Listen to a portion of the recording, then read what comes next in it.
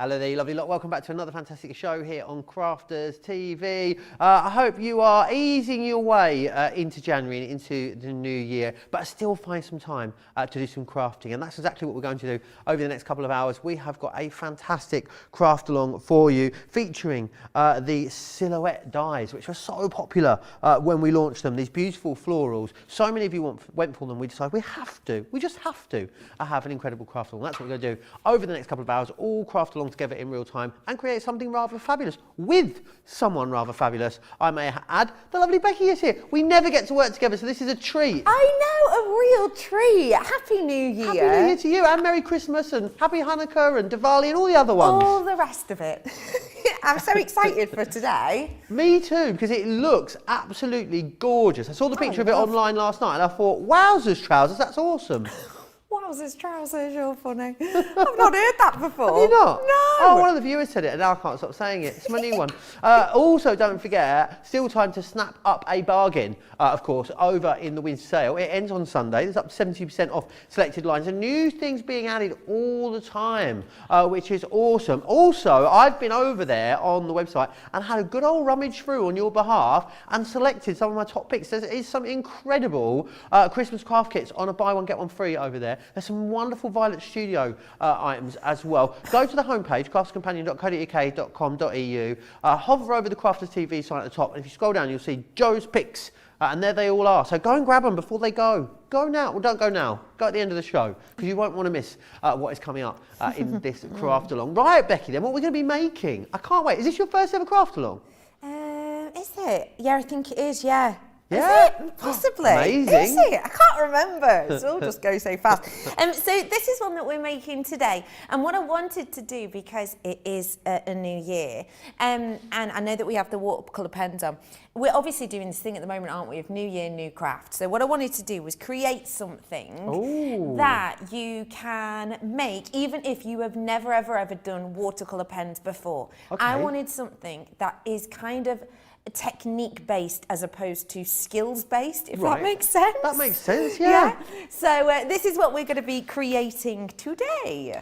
I love it. Are they real flowers in there as well? They are indeedy. Yeah. Oh, amazing. Yeah. Barking basement today. I don't think I've ever seen anything like that before. Oh, that's good. Yeah, it's really going to be cool. I know you're going to absolutely love making it. It's not too late. If you want to get involved, you've still got time to gather your bits and bobs together. Do you want me to tell you what bits and bobs you need? I think we should, don't you? So let's share with you all the stuff that Becky's going to be using over the next couple of hours. So you've got those gorgeous Scent of Summer dies. You've got the Butterfly Meadow dies, some oval dies in there. Also some of the tricolour aqua markers, as you can see there. Sentiments, of course, watercolour card, stamping card, your glossy highlights, flagstone ink pad, some scissors, and there's some other bits from your stash that you'll need, foam pads, your adhesive, paintbrush, your die cutting machine, guillotine, Ultimate Pro, stamping platform, a used diffuser pot, and also bubble wrap, an old toothbrush, and some flowers. I love that. An old toothbrush and some flowers. What a lovely way to finish the list off. They're always on my shopping list. Yeah, always. I've got both of them on me right now. If you don't own these dies and you're thinking, well, that's a shame because I really would have liked to have given this a go, don't worry, you can. Because what we've actually got is these dies available for you. So as you can see here, it's the 3 different die sets that you can see. In the 3-piece collection, you get the Butterfly Meadow, the Bumblebee Paradise, and the Scent of Summer. That is what is coming into you. And they are all individual dies as well, which is fantastic. So you can really layer them up, create gorgeous wreaths and scenes and lovely little sort of posies of floral projects. $29.99 and $34.95. What you might want to go for them with, though, is the 3 packs of the tricolour markers as well, because in here, what you're going to get is you will receive the Colour Basics tricolour markers, along with the Floral Meadow and also the Great Outdoors. The perfect combination of tricolour to put this together, and then also the relevant cardstock that you need as well to get you going, which is that watercolour cardstock. $51.99, $68.64 if you want to go for that particular one. Now, remember, as always, During the craft along, we'll take regular breaks. If you do start to slip behind a little bit, don't worry. Becky will take a break, you can catch up. She'll recap the steps as she goes as well, but also remember, if you do need to get in touch with me, you can do so. It's really easy. Crafters TV over on Facebook, Crafters Companion on YouTube. If there's anything you miss and you need to catch up, lots of people are in and very excited, Becky, for this. Carletta's here. I can see Shelley, Mary Rhino's in, Elizabeth's here. Rhonda says, very, very cool. And the lovely Lynn says, hi to Joyous Joe, the lovely Becky, the CTV team, social media superstar and everyone else. Wow. Hello to all of you as well, and you, lovely Lynn. Right, Becky, I think if you're ready, everyone else seems to be sort of tickety-boo, good to go. Yeah, I'm ready when you are. So, as I said, this really is a make for anyone, because we're thinking new year, new kind of craft. For anyone who has maybe been afraid of working with any of our watercolour pens before, this is the type of make that anybody can get involved with, and I genuinely mean anybody. Even if you haven't painted since you were at primary school, it is so not a problem. We are just doing a lot of techniques here because the dies that you've got within this silhouette are just so cool that really the hard work's taken out of it. So let's start off with your watercolour card. You will get your watercolour card in the big collection. So if you do want the big collection, the watercolour card comes in there. And then what I have got for you is we're going to be working with the tri-colours. Now, if you've not seen these before, I will talk to you more about them in a wee while. But basically what we're going to be doing is you get the 3 different pens in here. 3 large pens, but they have different tones within them. These are your tricolours, so they have that lovely blend. So what we're going to be doing is we're going to be using the greens from the Floral Meadow collection, and we're just going to use this to create some texture on our watercolour paper. And this is where your bubble wrap's going to come in. So grab your bubble wrap, make sure it's near. What I want you to do is make sure you've got a non-porous surface so that you're going to work with these onto that non-porous surface. And again, all we're doing here is building up texture. This is not something to worry about, not something to stress about. We're just going to use lots of different techniques. So first off, grab your paintbrush and we're going to add a little bit of water onto our card. So I'm going to do it, what's this? Portrait? No, landscape, isn't it? So I'm just going to add a little bit of water to probably 1 base quarter of my design. The reason for this is watercolour card is really good at taking liquid, obviously. That's one of sort of the pros of it. And if I add a little bit of water on there, you'll see that you get that lovely glossy shine. The bits here that you have missed, there'll be bits that dry quicker than others. All of that helps add with the texture. So this is when we're going to take our green pen. And what I'm going to do with this one is I'm going to go sort of light to dark. Using this. So I'm going to be taking the lightest green, which is, I'm going to be taking the middle green, sorry, which is my Meadow. I'm left-handed, so I use this side of my board. And because this is non-porous, all of that that's coming out there is just beautiful, pure colour, and it's not going to go anywhere. I'm going to use the Bud Green as well here, and I'm going to pop that one next to it. So you can see already, tonally, these work really, really nicely together. So I'm taking my brush and I'm just going to make sure that these have got a nice lot of liquid in them. You can mix and change the colours as well. Don't forget you can blend these out. And what I'm going to do is I'm actually going to come in with my bit of bubble wrap, which I've just got off of a bit of Christmasiness, and I'm just going to dunk that into the colours. Oh, I love this. And this is what I'm saying. It doesn't matter. You'll see quite a bit of it comes off. Not all of it will. But it doesn't matter about the kind of technique and design that you're doing. It doesn't matter about how the colours blend and mix. All we're doing here is building up texture. And already, this is kind of cool for like scrapbooking pages. You can do this really easily. Do you know what? Let's go in with a totally different green. This is the green I haven't used yet, which is the verdant green. Add a little splash of water. You don't even have to add water, you know. I'll show you what it looks like when you don't add water, because this is already sort of a wet technique. It just makes it a bit bolder. You see how the colours are just a little bit more, the texture, should I say, is a bit more obvious. So depending on how you want to do it, and do you know what, we'll do a different one on another side. And this is kind of the fun of it, right? So I'm going to go in again with the green, and this time I'm actually going to draw on to my bubble wrap. Okay, so this is the bubbly side, if you will. Let's go for the Meadow here, Again, I've not wet this side, and this is kind of one thing I want to show you. The technique I've just done there is what I would refer to as wet on wet. Right. And what you'll see is, because I wet the paper, it almost helps the colours guide out a little bit. This here, what I'm going to do, and I'll do our sort of half and half again, because this is the fun of pens like this. It really, really kind of does the work for you. I'm going to make probably about an inch of this here wet, and then I'll do the other bit of it dry.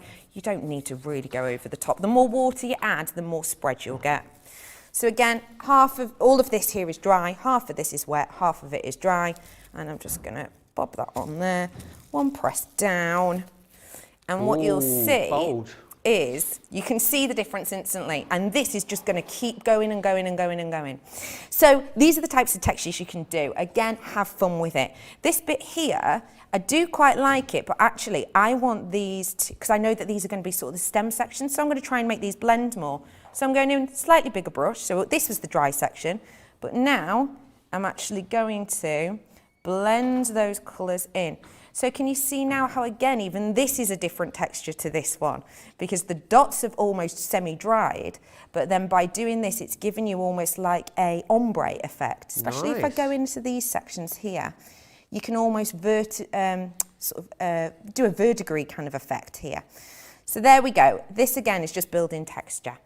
So now I've kind of done the stem section. Let's call that the stem section. I've got all my greens in there. I'm going to actually add a little bit extra just to this bit too.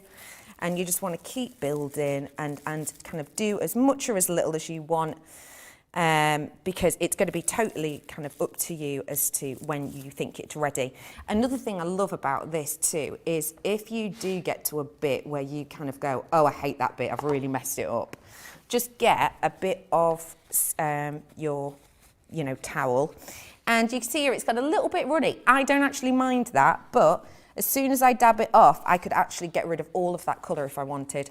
I'd come in with more water, dab it off again, more water, dab it off again, and it would turn the paper basically white again. So there's no messing up with this, which again is really cool. If it does start to run slightly, again, just have that towel ready and raring to go. So again, that was with the green pen, and now I want to go on with the same pack. This is the Floral Meadow. I'm going to be working with the pink, oh, excuse me. I'm going to be working with the pink tones. Are you all right? Do you know what happened? That sounded really bad, didn't it? Do you know what happened like a horse had coughed in the studio. What happened? Honestly. Sounded like I thought a car going past and backfired for a moment. I was like, take cover. Do you know what? I was having before some carrot and hummus. Were you? Yeah, some carrot and hummus. This isn't just a story, all because you've compared me to a horse. I was having some carrot and hummus before, and something funny came on the radio, and a little bit of the carrot I just inhaled.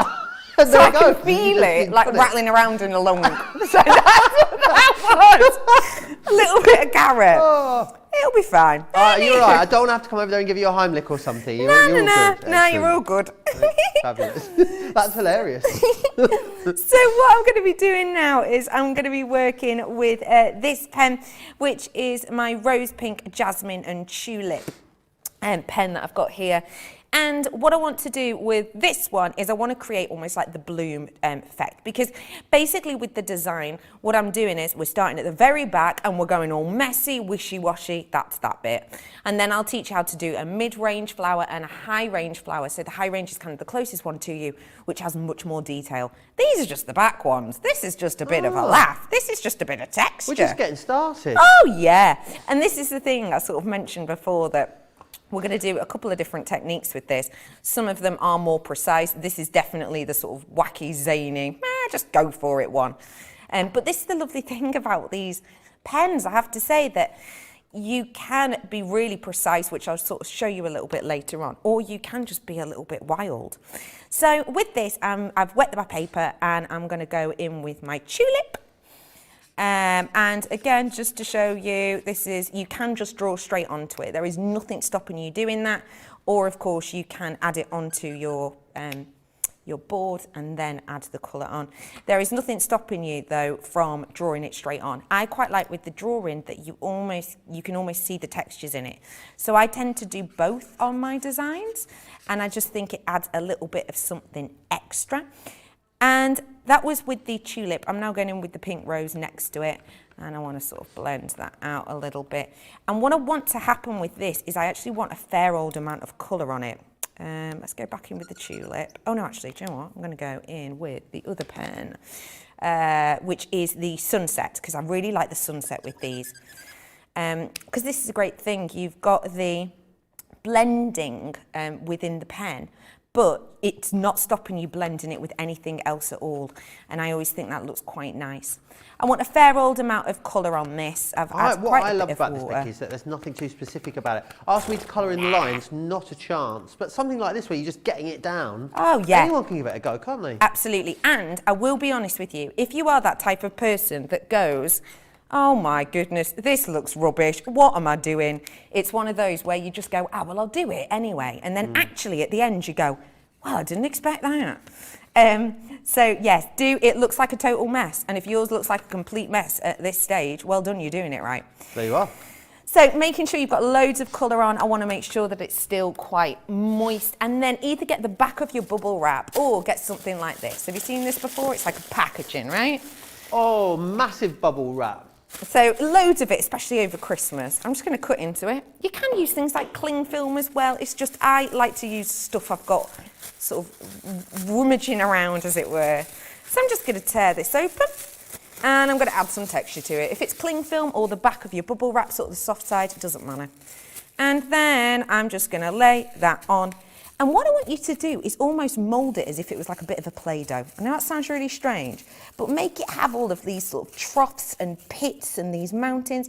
If there's a bit that feels a little bit dry, like that bit there, it's all right, just add on another bit of colour. There you go. Now this is something which again looks totally and utterly odd and unusual, but I'm just going to leave that now for a little bit to dry. That is that piece of paper done. I know, it seems very odd, but that is that piece of paper completely and absolutely done.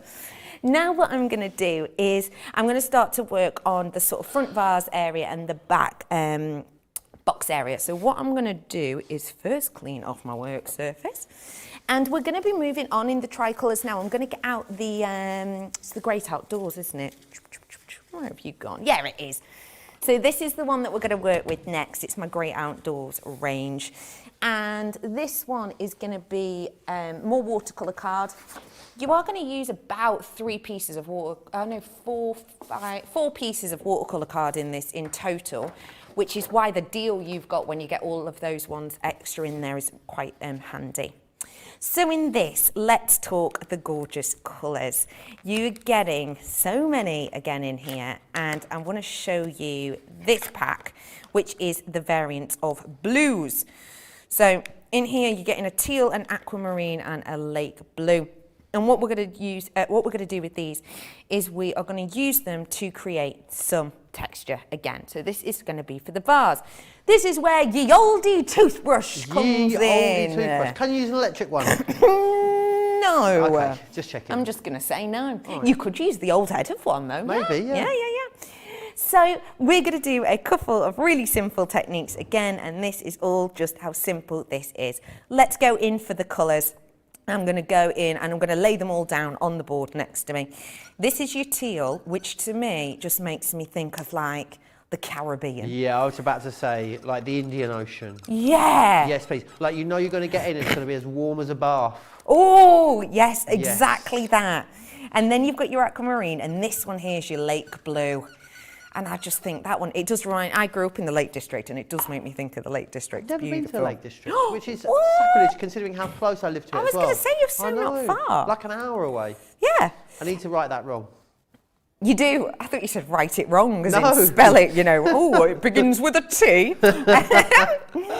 So with this, I've just literally taken a blob of water, normal water, and dropped one blob onto each of these. And what I'm actually going to do in this one is a couple of techniques. So I'm going to start off with my mid-range colour here. I'm bobbing it onto the end of my toothbrush, and this is the simple splatter technique. We have all done this before, right?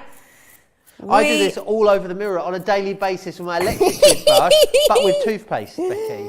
Oh yeah, Everywhere. do you? I don't think I've ever. Do you watch yourself when you brush your teeth? Do I watch myself? Yeah, I stand. I've got a big sink and a big mirror, and I stand so I make sure I get them all. Yeah. I do not look at Do you not myself brush when your teeth in the mirror? No. Oh, right. The straw poll. Who brushes their teeth in the mirror? Who doesn't? Let me know. I do have an awful habit though of like walking around sometimes though. You know, like when you're on the phone and you go for a wander around the house. Sometimes I'll just go out and check if like the washing's done, pop the kettle on, you know, and then go back to the mirror. Whilst you're brushing your teeth. I have never heard I live on of my any. own. You can get up to all sorts of weird and wonderful things when you live on your own. I've never heard anyone do that before. Just go for a little wander. It's 2 minutes of your life, isn't it? Yeah, but you're not looking in the mirror because it's not like you're looking at each individual tooth as you're brushing it. No, I'm genuinely checking myself out, to be honest. Are you? Right, yeah. Fair enough, fair enough.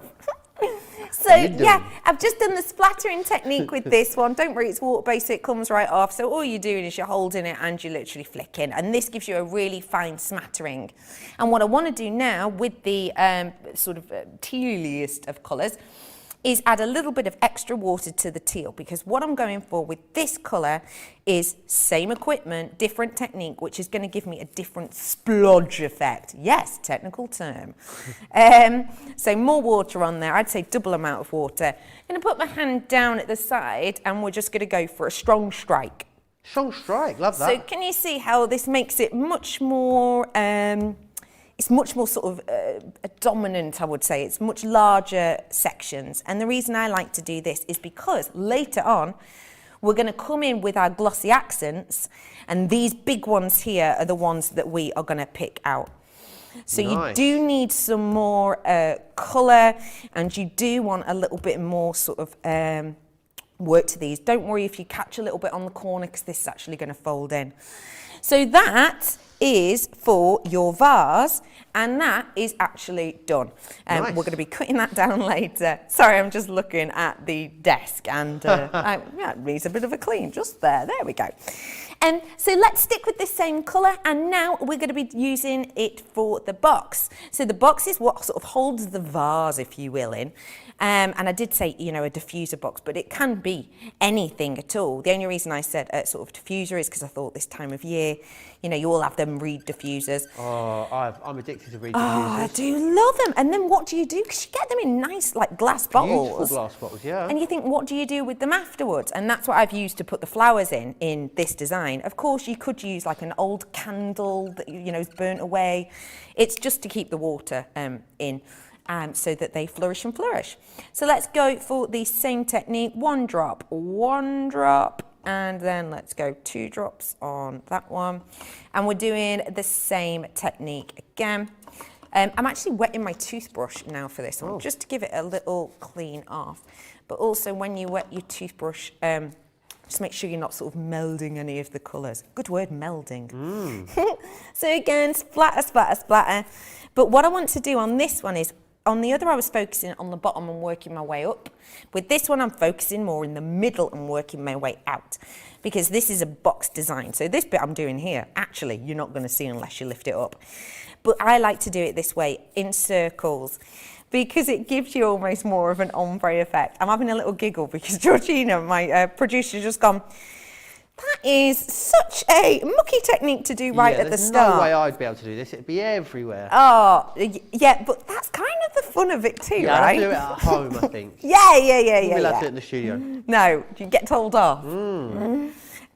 So I'm just adding a bit more water for splatability, and to help with splatability, yes, a word. Splatability, love that. If you put some more of your water actually on your paintbrush itself, that can really help too. So again, really going for it on this one, focusing on the centre, working my way out, because what this means is when I turn this into a box, the base of the box is more prominent and the outer edges is less, which is exactly the same as the vase. So more dominant to less, if that makes sense. So we have created the different splattering techniques. This one's still drying. I won't take that off yet, but this one's still drying.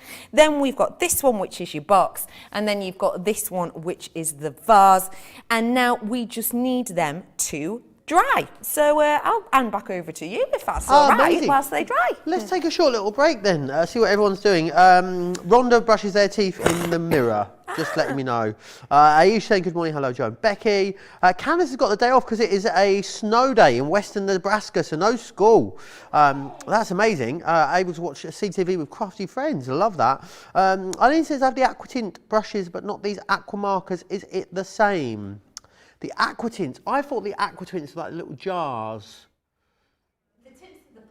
The little pots, yeah. Which, as long as they're water-based, I'd imagine would work in exactly the same way, Becky? Yeah. Just put a little blob of each on your mat? Yeah, you could do that completely. Amazing. Eileen just bought the floral dies after watching Craig demonstrate them this morning. Really looking forward to them. Remember, you can watch this back anytime you like. So you'll be able to, once they're delivered, you will be able to watch this back whenever you like.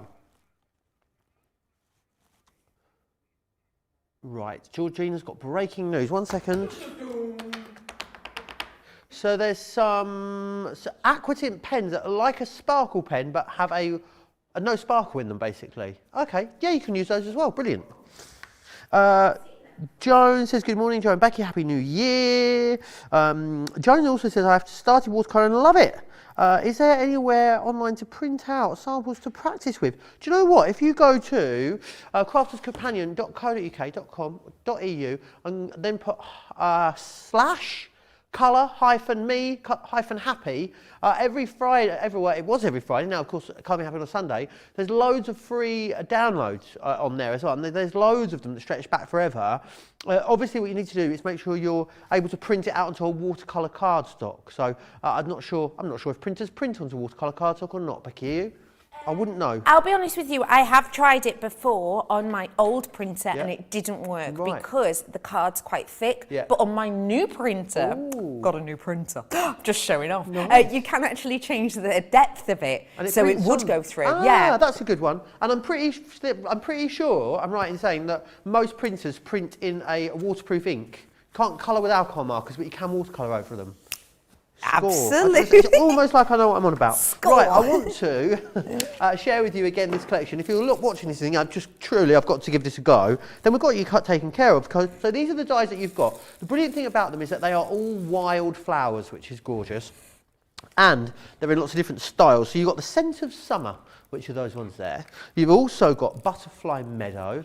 And you will receive as well Bumblebee Paradise. Let me just show you some of the absolutely gorgianiest cards that you can make. How beautiful is this? Just by layering these up and really creating clusters of these gorgeous wild flowers. They look truly, truly stunning, and they are so dimensional as well, which is absolutely beautiful. And again, we've also got this one just here for you as well. So if you want to go for the dies on their own, they are available $29.99 or $34.95. What you can also go for are the pens that Becky is using. So the 3 sets of pens, those being the Great Outdoors, which are these ones here, and in there you're getting your Botanical Natural, your Cool Marine and your Rich Floral.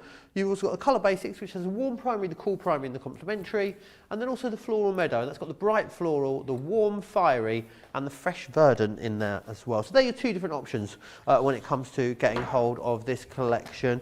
Some Spectrum Noir items that you might want to go for, especially if you are getting into watercolour, a really great little selection of tools that are going to make life so much easier for you. So within here what you're going to get is you're going to get 3 of our Royal & Langdon Cool brushes, which is fantastic. So you're going to get a size 8, a size 6 and a size 3.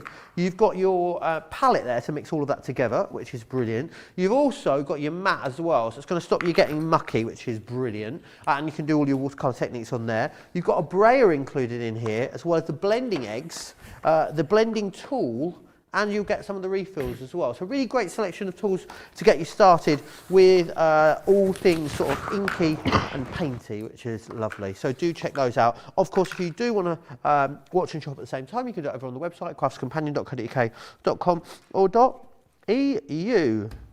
Laura May says, finally, a demonstration that has a demonstrator with hands that look like mine when crafting. Exactly.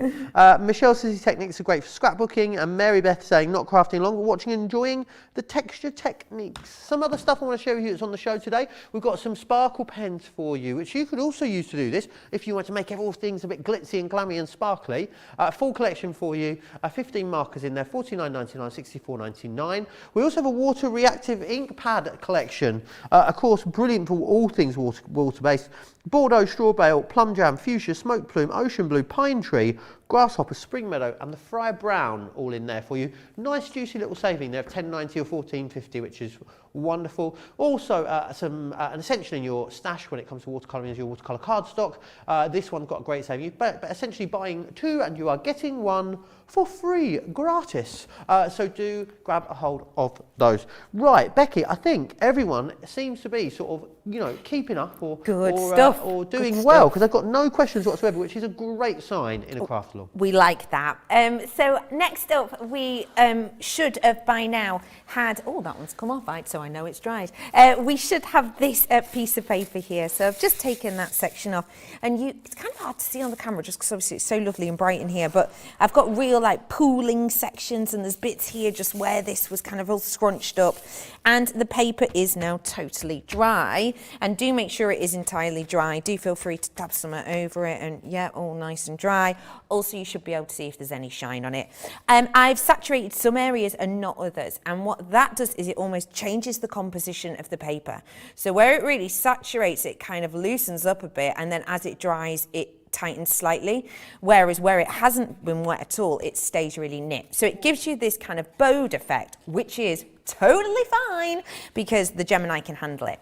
Now, I'm going to talk to you about the Butterfly Meadow collection that I've got here.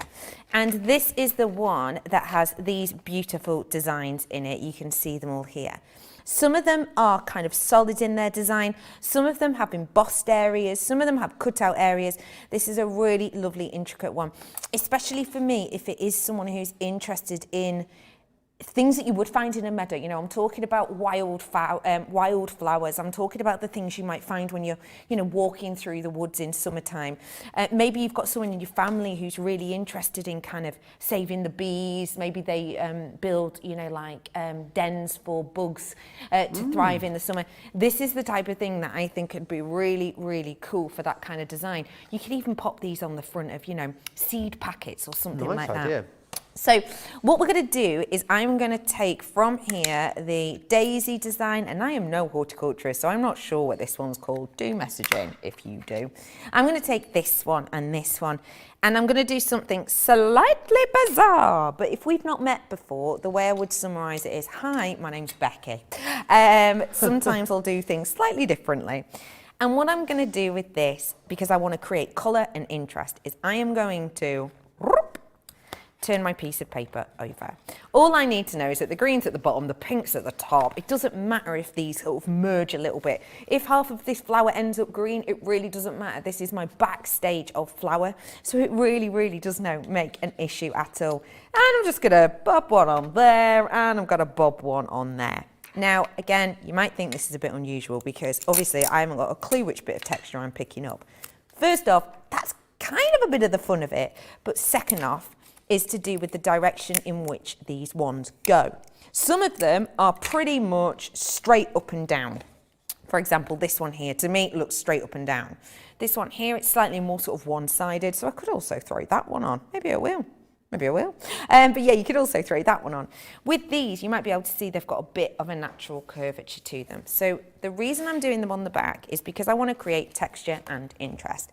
That's kind of what makes this design so quirky.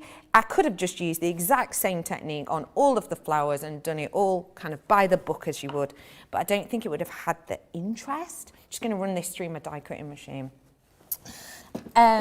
So the reason I'm doing it this way is because if you imagine this is the flower slightly curved, if I cut it out on the same side, they're both going to be in the same direction. So when I'm laying them up in this vase, it's almost like to your eye, you'll go instantly, oh, that one and that one's the same. But by cutting this one out on the back, it means it's going to go in the opposite direction. So even if I did put them right next to each other, because they're coloured and they curve differently, your brain is naturally going to see them as slightly different. So you'll kind of see what I mean when I start building it together, but I just think it adds a bit of fun and interest. So you can see how well these are at cutting out because already it's done it. So I'll peel, that one's already come out, which is lovely.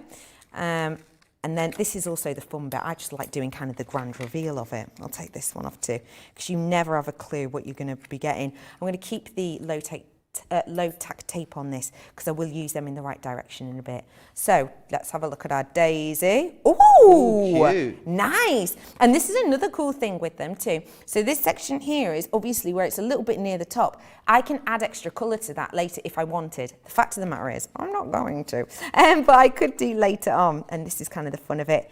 Let's take this one out. And can I just remind you that not 10 minutes ago, this was really, really, really wet paper. You can see how sturdy that is. It's not sort of wiggling around. You can see how sturdy that is.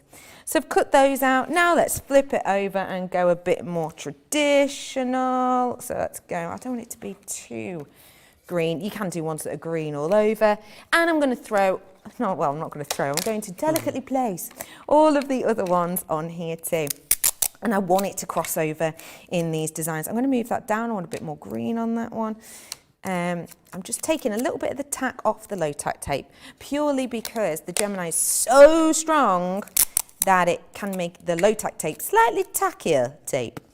And bobbing that one on again. And as I say, this is just like layer one of the flowers, so don't worry about this layer at all. This is always one that just adds a little bit of extra depth. I might go in, oh, I don't know if I want that. I might want that all green, I think I do. There we go. And again, I'm going to run it through, just in case you are new, we're going in with your clearest of clear shims. Then I like to use my frosty shim. Then I've got my magnetic shim and then my clear shim again. And when you buy your Gemini, you get all of them included. It's not like extras you have to add on top. You even get an embossing one, which we're actually going to use later, because a lot of these have natural embossing sections in. If this bit of this so far is kind of for you personally, because we all learn in different ways, right? I studied education at university, and I know that we all kind of learn different ways. If this is a bit too habdash sort of for you, and you like something a little bit more organised, we've got those techniques coming up as well. And you could just use those more organised techniques all the way through if that made you feel more comfortable. But as we were saying earlier on, when lovely Craig was doing his journaling, his bullet journaling, we were saying it is nice to try something different and to do something a bit different. So if you do this and it doesn't work out for you, at least you can say you've sort of had a go at it. Because what's it called? New Year, New Craft, isn't it? New Year, New Craft, yeah. New Year, New Craft. New Year, New Me. Are you going to be doing, have you got any New Year's New recipes? Year, same old me. Yeah. Same old me, still fabulous, sorry. Yeah, I was good enough last year, so just carry on. No, I don't think so. I've got a few bits I want to do, but I want to finish getting a flat decorated. I've been in over a year now.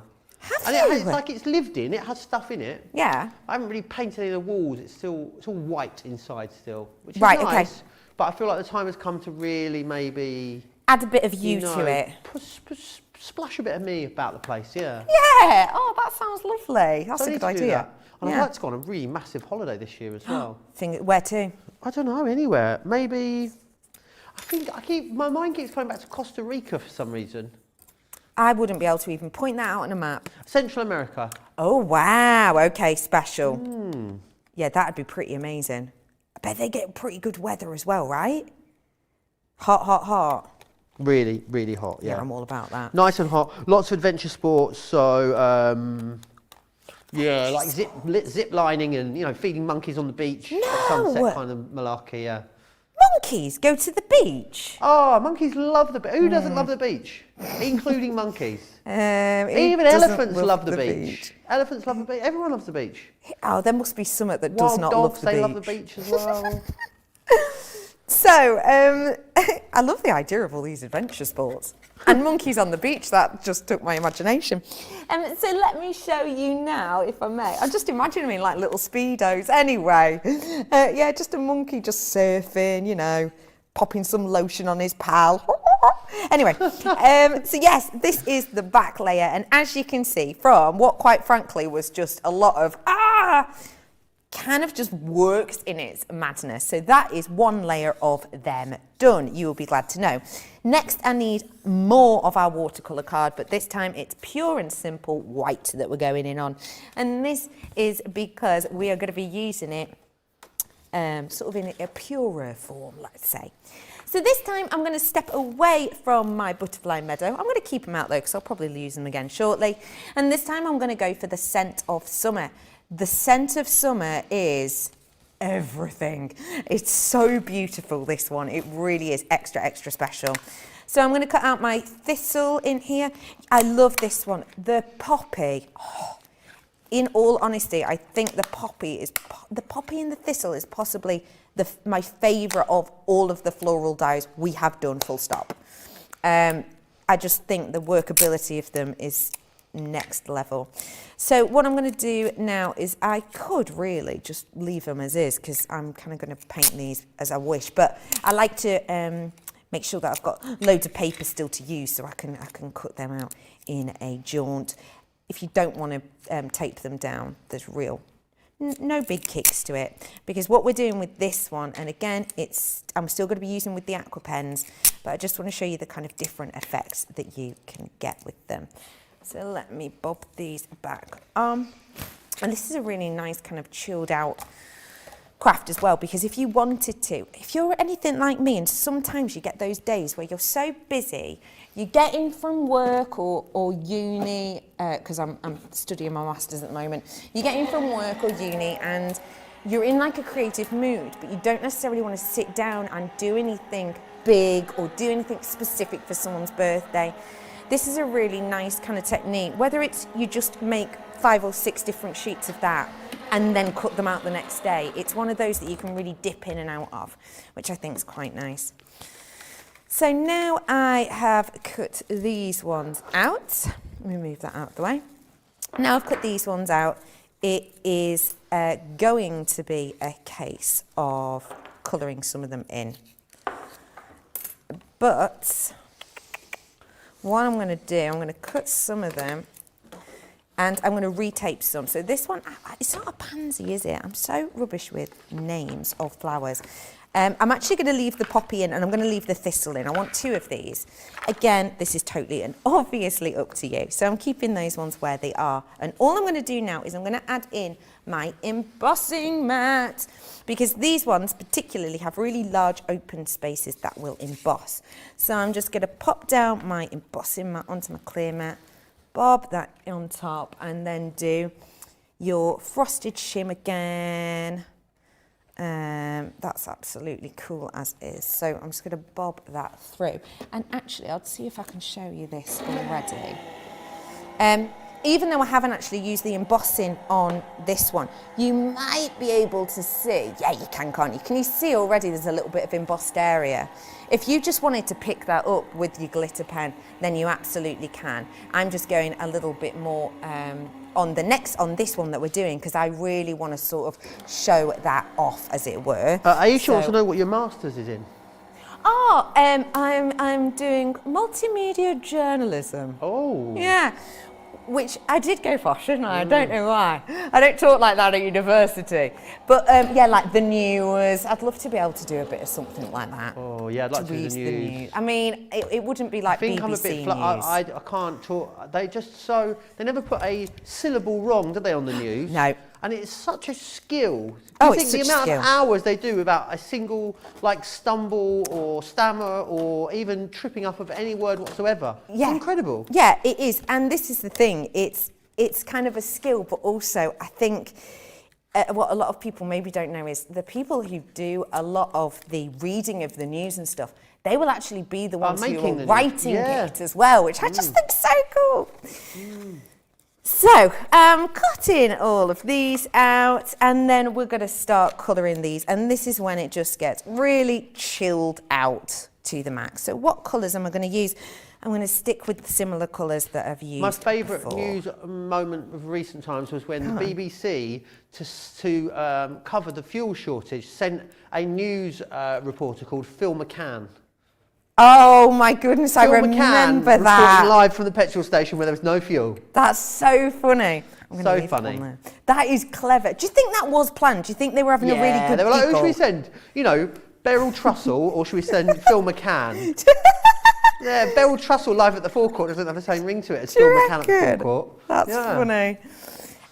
So this is sort of for my middle layer of flowers, and I'll be honest with you, I'm calling them front, back and middle layer, but actually you can obviously put these in any layer you want. This is just kind of the way I thought about it.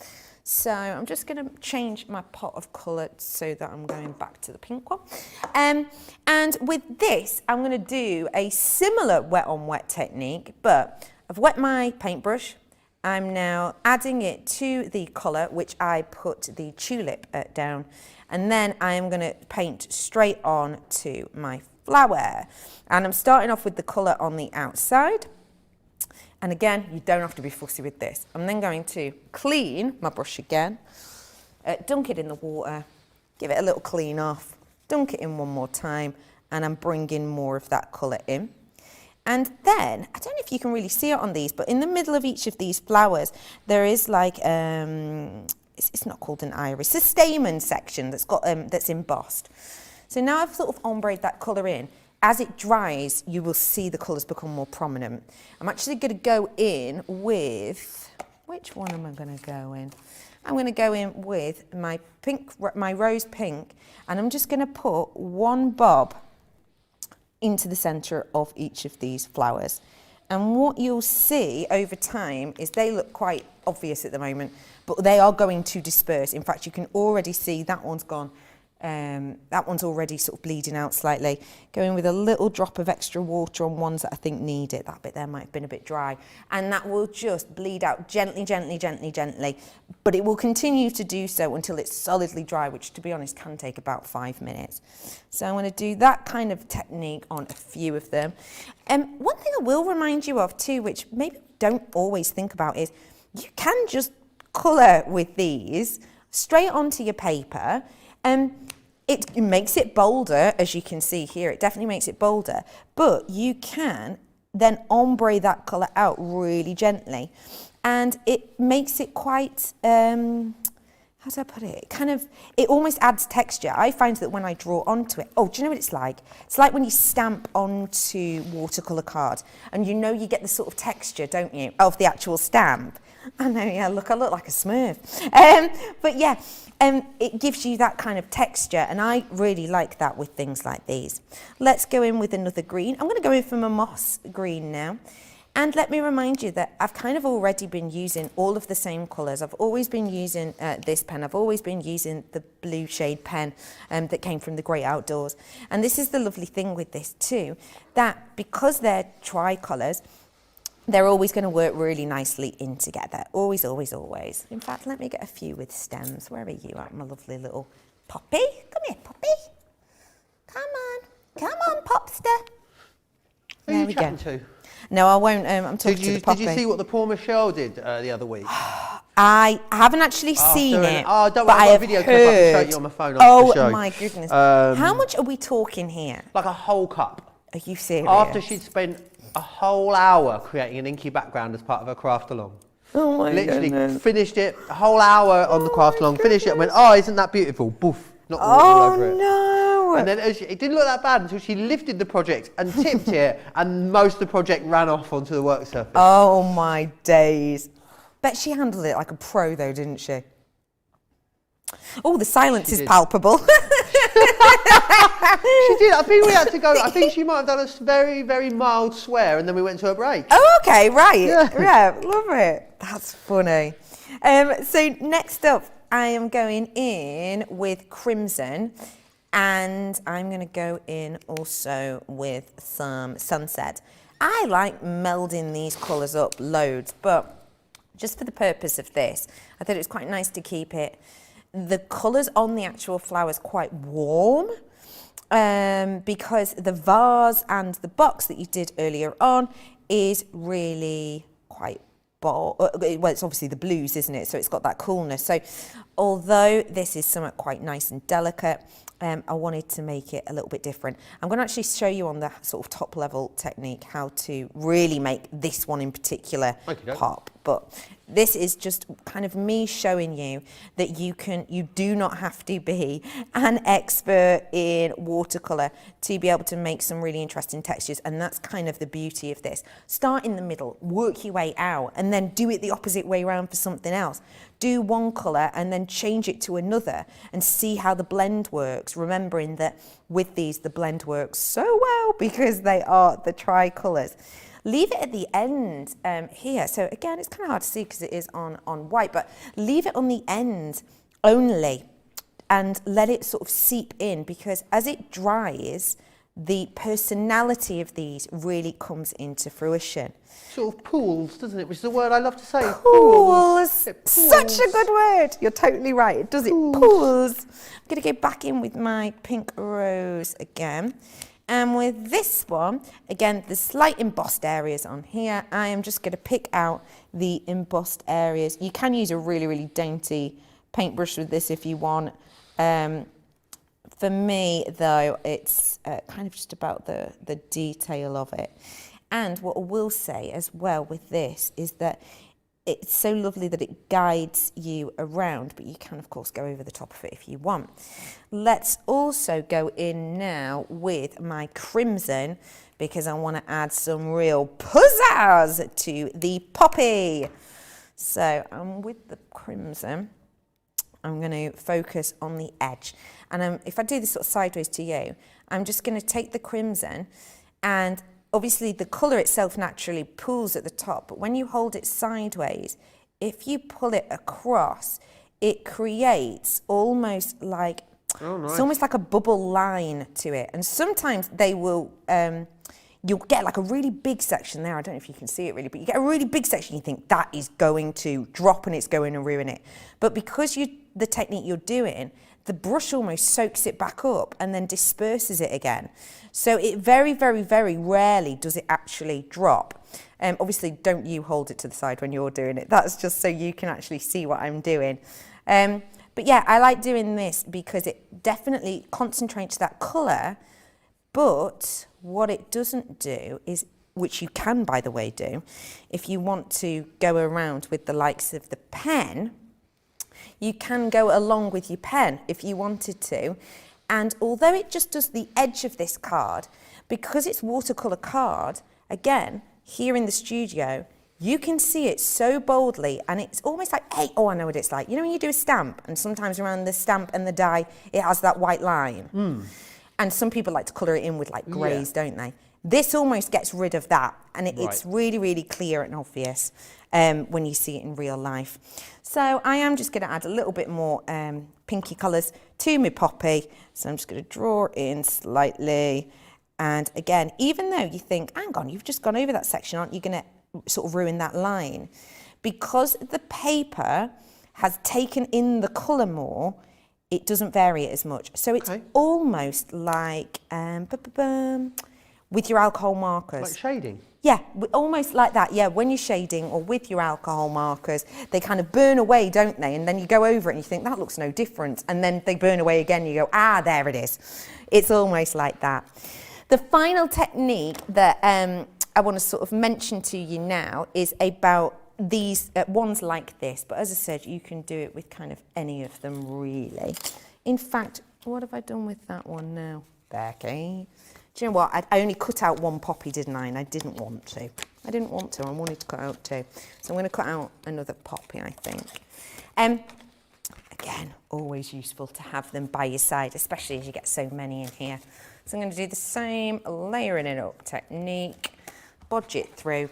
And, sorry, yeah, with this one, this is the one with the pieces that I've embossed a little bit deeper. You don't have to, but these are the ones that I've embossed deeper.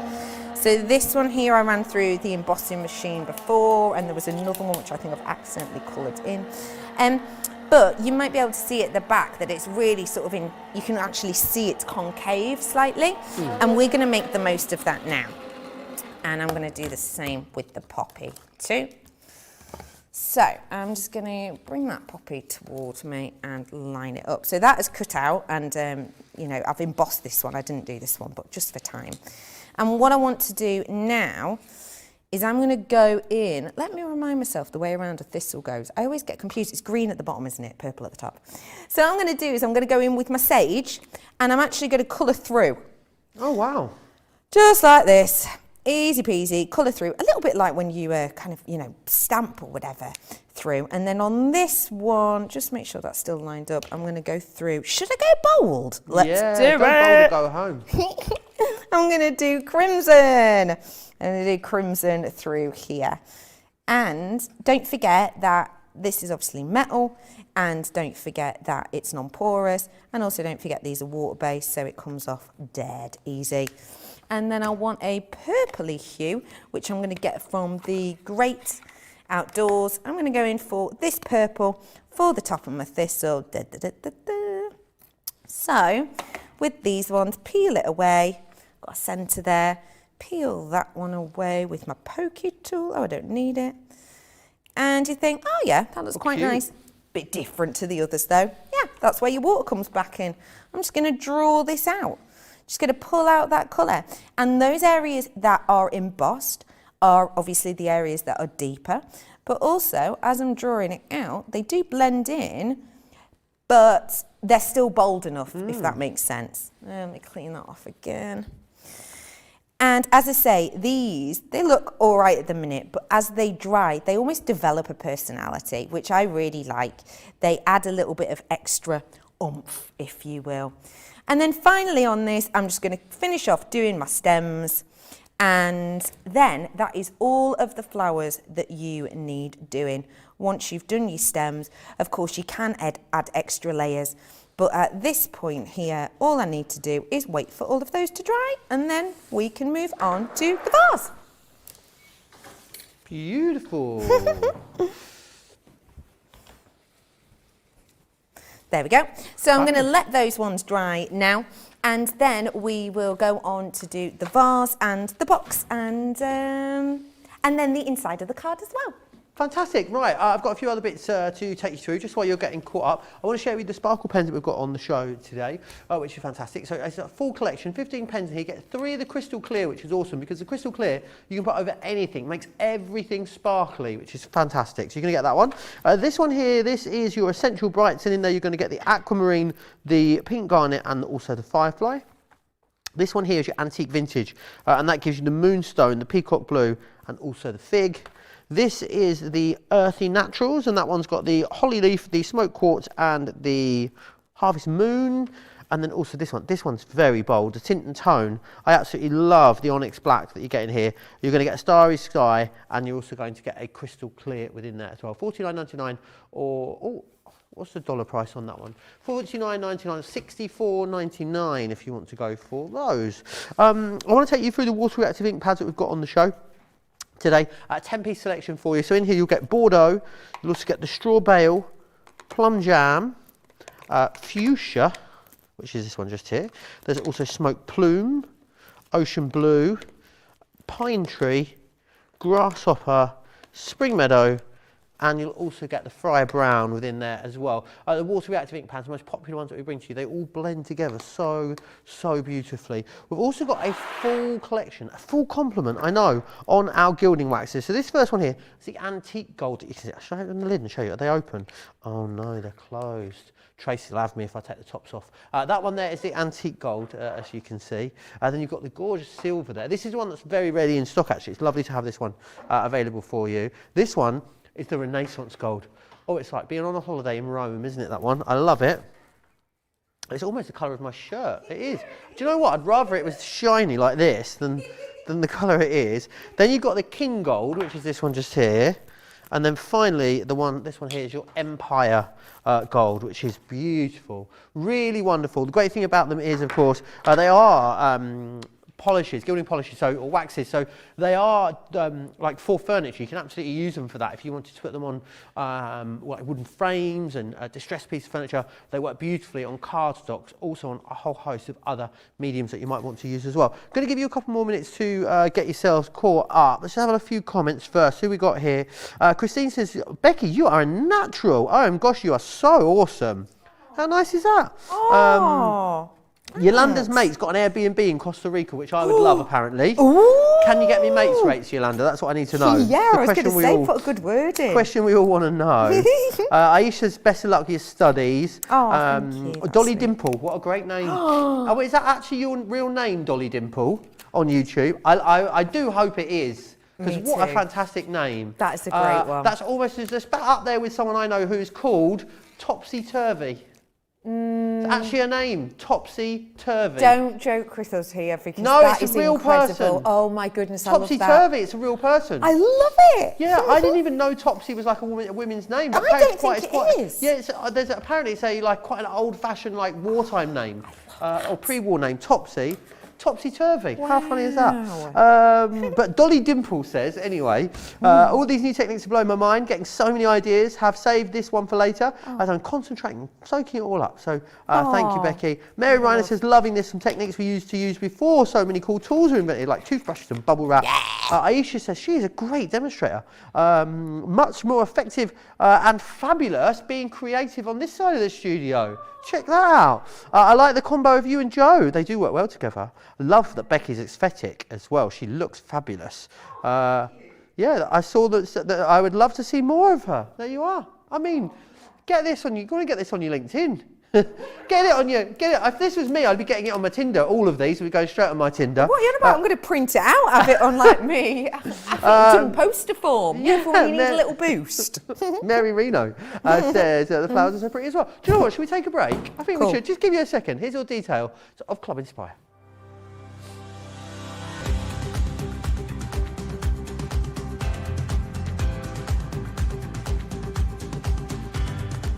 Welcome to Club Inspire, the crafters' companion community where you can feed your crafty obsession. Join our fantastic loyalty club today and receive 20% off your first order. We'll also give you 250 points to help get you started. Other benefits of joining Club Inspire include exclusive special offers and discounts for Club Inspire members only, exclusive sneak peek previews of brand new product launches, and of course the Club Inspire community group on Facebook, where you can access exclusive content such as downloads, offers and inspiration, and of course you can chat and share your makes with other members. You'll receive 1 point for every £1, dollar or euro you spend, and the more points you receive, the more benefits you'll unlock. So what are you waiting for? Sign up, join the club and start rewarding yourself today.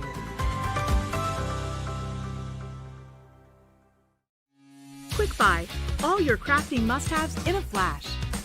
Draw, decorate, and customize your world with the colorful Spectrum Noir acrylic paint markers. Each premium paint marker gives opaque coverage on ceramic, glass, wood, and let's not forget paper, cardstock, and canvas.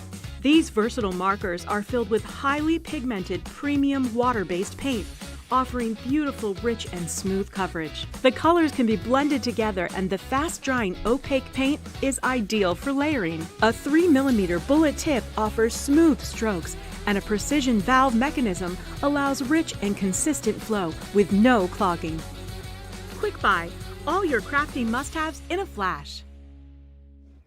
It's Dolly Dimples. It's not really Dolly Dimples. It's not a real name.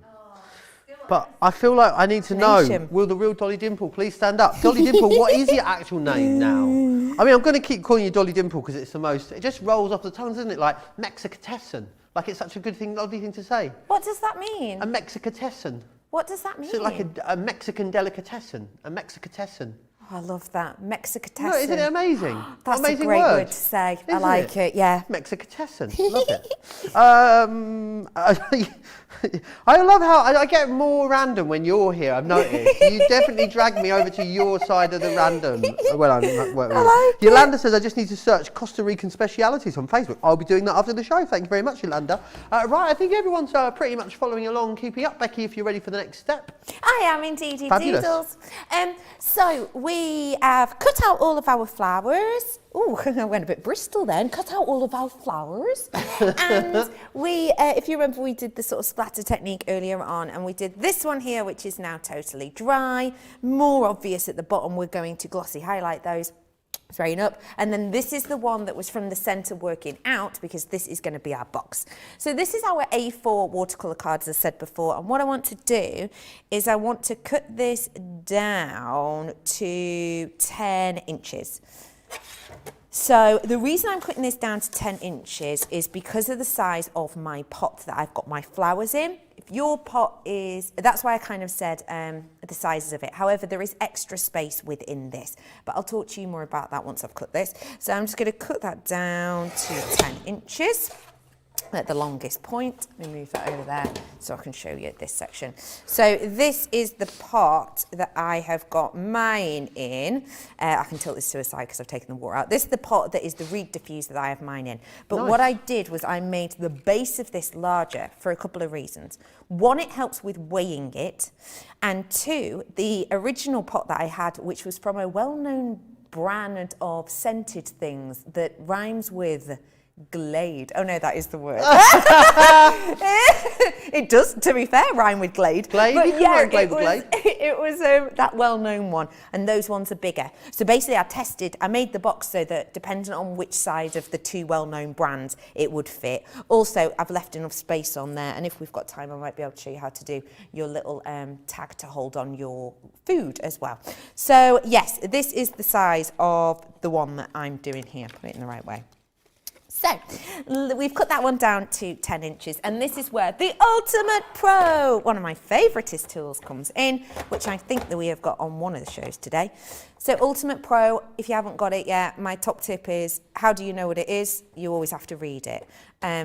And what I mean by that is, if this is at the bottom, when you open it up, all the tools are going to fall out. Okie doke. But if you're like, what am I using? Ultimate Pro, you are happy in the knowledge that your bits and bobs aren't going to Don't fall want your bits out. and bobs everywhere. Because these are all your tools. So I'm going to grab one of my tools. Let's go for this one.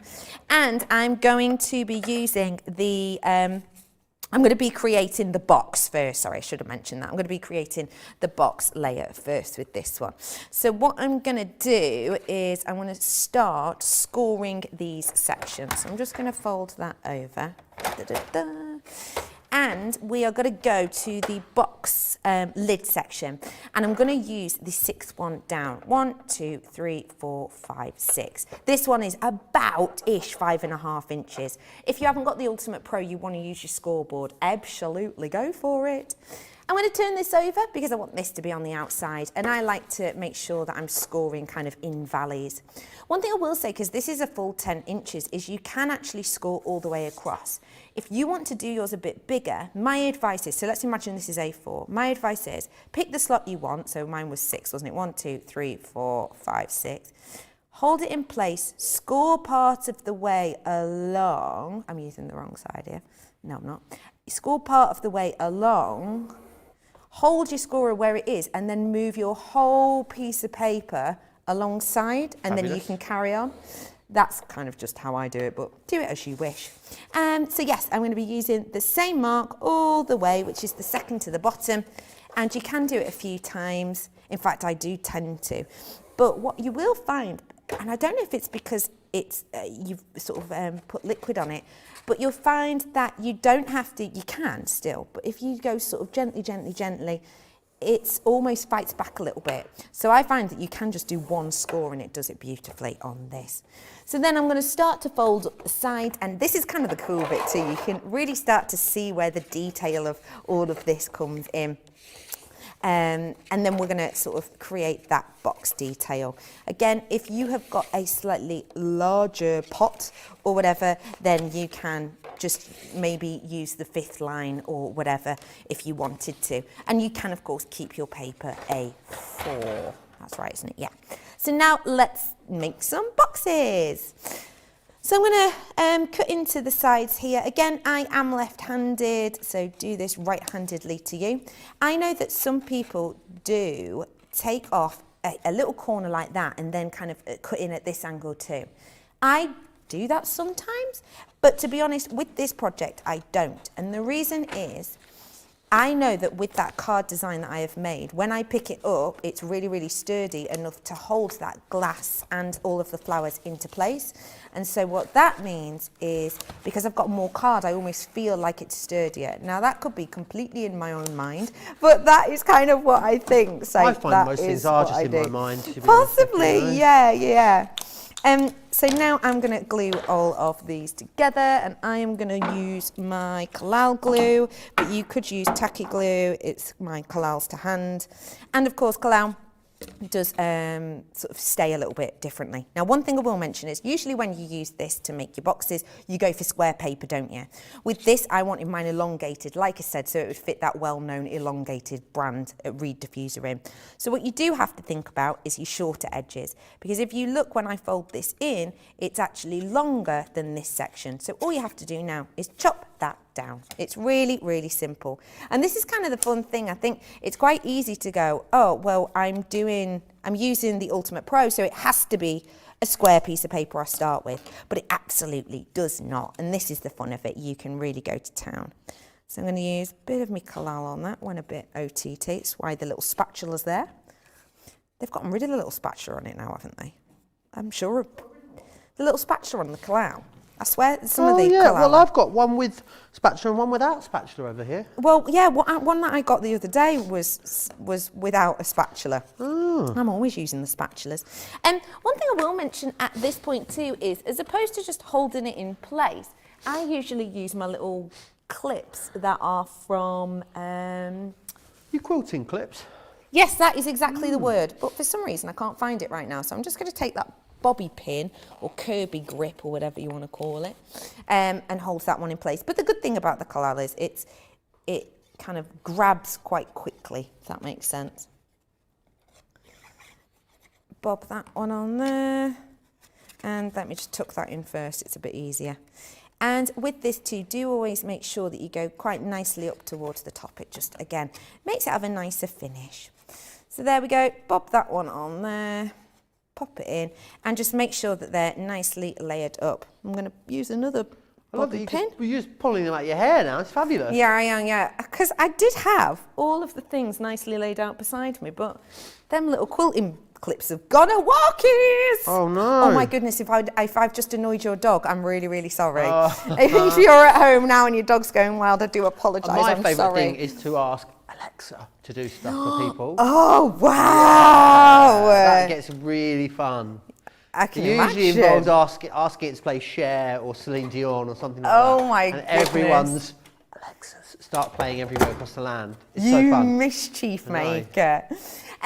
Now what I want to do is, just whilst that's drying, I want to create my vase. So with this, all I'm going to do is, I'm kind of measuring the size of the box. Now I have written down my measurements, but it's just to show you how you might kind of measure this if you wanted to. So on this, we are looking at, it's 5 inches by 3 inches, which is what you should have. So what I want to do is I want to be able to cut this so that it is slightly taller than my box. So I'm going to do mine to about 3.5 inches. Now the reason I want to cut this to 3.5 inches is because I slightly want this to overlap the box itself, because I think it gives it a nice crisper is right, isn't it? Yeah, crisper finish. But also it means that the sentiment section of my card will fit in nicely as well. So now this is going to create the vase, and I'm going to get my Ultimate Pro out again. You can use your scoreboard, and in all honesty, it's probably easier to use your scoreboard, but just because I'm here now, I am going to use this. And I'm going to score this in sort of peaks and troughs, if you will. And I'm going to start with it facing downwards, and I want to score this at 1 inch. So that on this is 2 boxes down. I'm going to score it, I'm going to fold it, and I'm going to burnish it. And then I want to do this one in the same direction. Now, but I'm going to do it at 1/2 inch now. And the reason I'm doing this is to create the texture. And I'm going to burnish that in the same, because remember, if you're creating it downfold, you just follow that downfold. But now I'm going to flip it toward me, and I'm going to do 1/2 inch again. So now, from now on, you're basically just doing a 1/2 inch every single time. It's dead easy. But I'm going to keep flipping backwards and forwards. And the reason I want to do that is because it creates the sort of concertina effect. And you can actually, to save time, and I'll be honest, this is kind of what I do at home, you can do every other. So I'm going to do one here, then I'm going to skip one, do one here, then I'm going to skip one, do one here, then I'm going to skip one, and then flip it over, line it up in the exact same place, and then do the same on this side. But if you are, like me, sometimes inclined to be, say, like watching the telly, and then something dead good happens and you're like, oh no, where was I? Then just do it bit by bit. It really is not a race on this situation. So yes, I just want you to carry on concertinaing. That is the word, isn't it? Yeah, I it is. think so. Like an accordion. You could play it like afterwards an when it's done. accordion. Yeah. Should I... No, it's not bagpipes. We were Georgina. talking about Craig I'm like, what earlier is Georgina on. talking about bagpipes? Craig introduced us to the Red Hot Chili Pipers earlier on, which they are bagpipers, bagpipe artists. Do they play Red Hot Chili Peppers songs on bagpipes? Oh, I didn't get that far into their I mean, catalogue. if they don't, they're missing a trick, to be honest, aren't they? They did Avicii. Avicii? They did an Avicii song. And Tom Walker, they did as well. On the bagpipes. Yeah, and I'm gonna have to be completely honest with you. Not one of my most favourite instruments, the bagpipes. Why not? I just think it's a bit of a drone, isn't it? Is it? Like you're in Edinburgh. Sorry, was that your impression? You're walking down the Royal Mile in Edinburgh. Wow. It's a lovely day. You've got an ice lolly. You're walking along. Life is beautiful. And then all of a sudden, out of nowhere, you get this. You're like, who thought that was a good idea? That sounds more like Wales. Does it? Yeah. I don't know. I don't like a lot of noise. I think that's a problem. What, at all? If everyone could just shush, that would be great.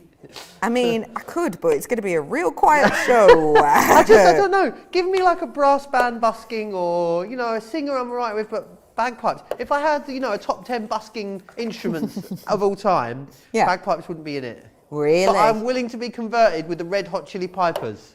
And I will be honest with you, Georgina did mention that they weren't bad on the eyes. Oh, really? Which easy on the eye. Could make a difference, couldn't it? Yeah. Well, I suppose it's in the title, isn't it? Red Hot. I was going to make a joke about their sporrans, but I'm going to move on. I'm not going to, because I am not cheap like that. So with this one, just to let you know, as we did at the other side, I'm just going to end doing folds in the same direction. So I've just done a valley fold here. I'm doing another valley fold, and this is what helps us create the 3D effect.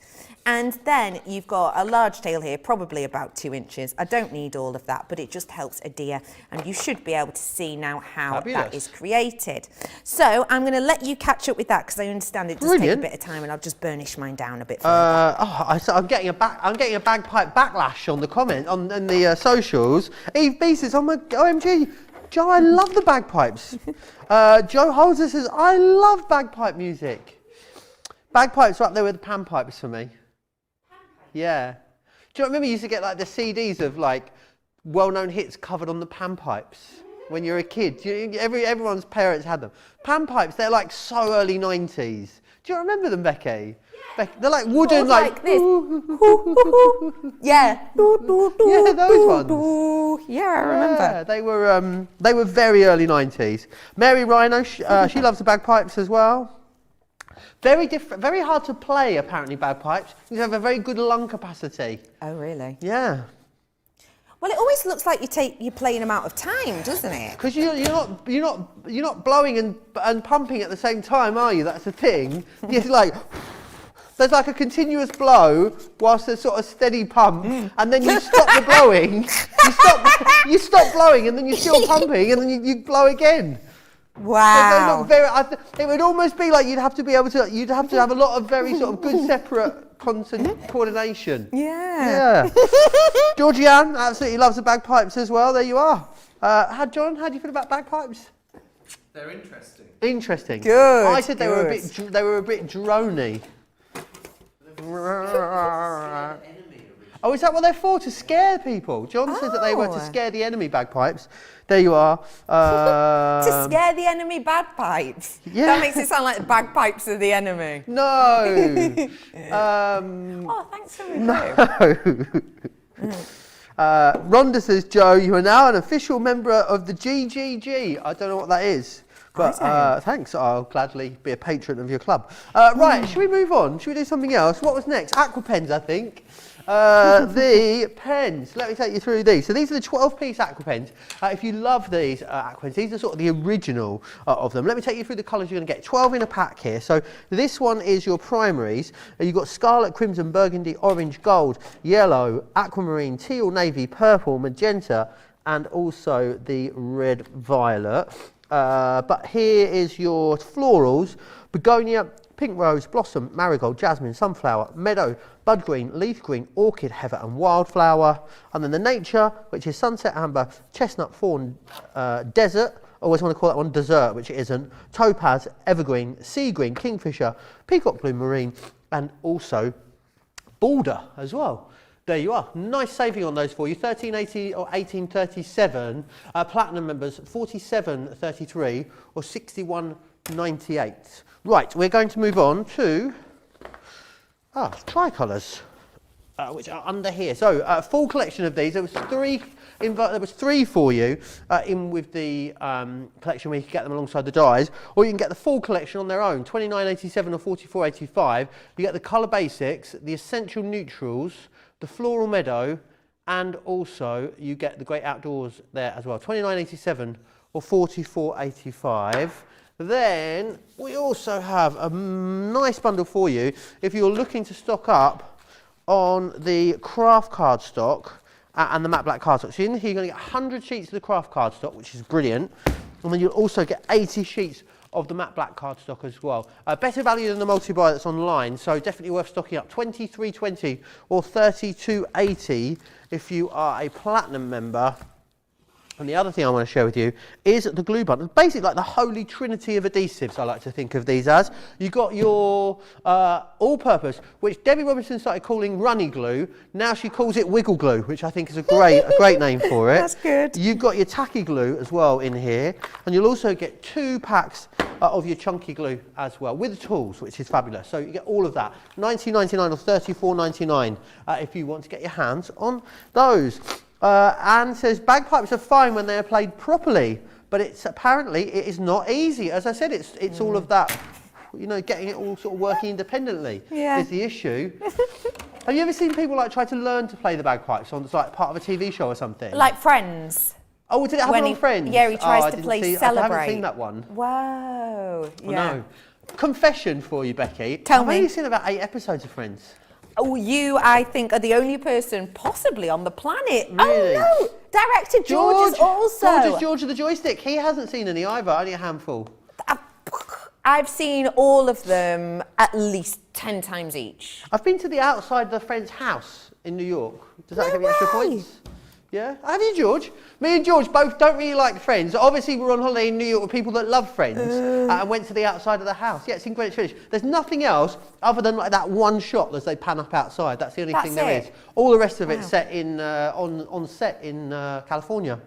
Well, I never. Oh, I love this. You learn something new every day. It's been a very random show today. I'm going to blame you, Becky, because you're the only other person in the room. Okay, so, yeah, thank you. Right, but everyone else seems to be pretty much caught up if you'd like to crack on. I absolutely will. Fabulous. So I'm just lopping down this piece of A4. I've actually already done it because I was so busy nattering, I carried on. But yeah, cut it down. So I'm just going to cut it down at the longest point, and I've cut that down to, again, 3.5 inches, which if you remember was the same height as the kind of concertina section we did. And then I want to cut this down this way to 8 inches. Line that up. And then I'm going to score it at 4 inches, which of course you can do on the board, but I can't see the pokey thing for it. So I'll take it to my scoreboard and I'm going to pop that to 4 inches. This is the right side. Hang on, wrong side, Redders. Wrong side. There we go. Which on this board is sort of halfway. And so that is my card done. And then what I want to do is the bit that's left over pretty much perfectly fits in there. So I'm going to use that. But what you could do is you could cut another piece, which is 3.5 inches by 4 inches, because what I'm going to do when I lay this over is this helps me cover something up. And that for me is only like 1/4 of a thing off once I've got it into place. So next, I'm going to attach my concertina to the design. So remember, we had the largest edges at the sides, didn't we? So what I'm going to do is I'm going to glue this to the inside of my card. So I'm going to bob some of my Collal glue on here. Again, you can use your wiggle glue if you wanted to. It's up to you, but as you can see, it lines up lovely, and I'm just going to make sure that's nice and even with the base and the top, and then just give that a little dry on. What we'll say as well, don't forget, if you did go a little bit OTT with your glue, like I did then, it's no big shake because it does fold out quite nicely. Now with this design, one thing I will mention is if you want to make your vase really, really 3D, this is why I scored in the same direction the first time. Because otherwise, and I'll just prove it on this point here, so imagine this is the point, I've scored at the same time, so I've done 2 mounting folds at the side, which has given it this square shape as opposed to the zigzag shape that goes along the rest of it. If I were to have not done that, if I put it to the side, you'll see it kind of domes down to edge out, whereas on this side, can you see how that's much flatter? If I try and get my hands out of the way. Much neater, isn't it? It kind of makes it a little bit bolder, I think. It makes it a little bit more sort of eye-catching and 3D. But it's up to you. So I just like to always end on 2 valley folds because I just think it makes it a little bit more sort of, I don't know, what would I say, cumbersome, maybe would be my word.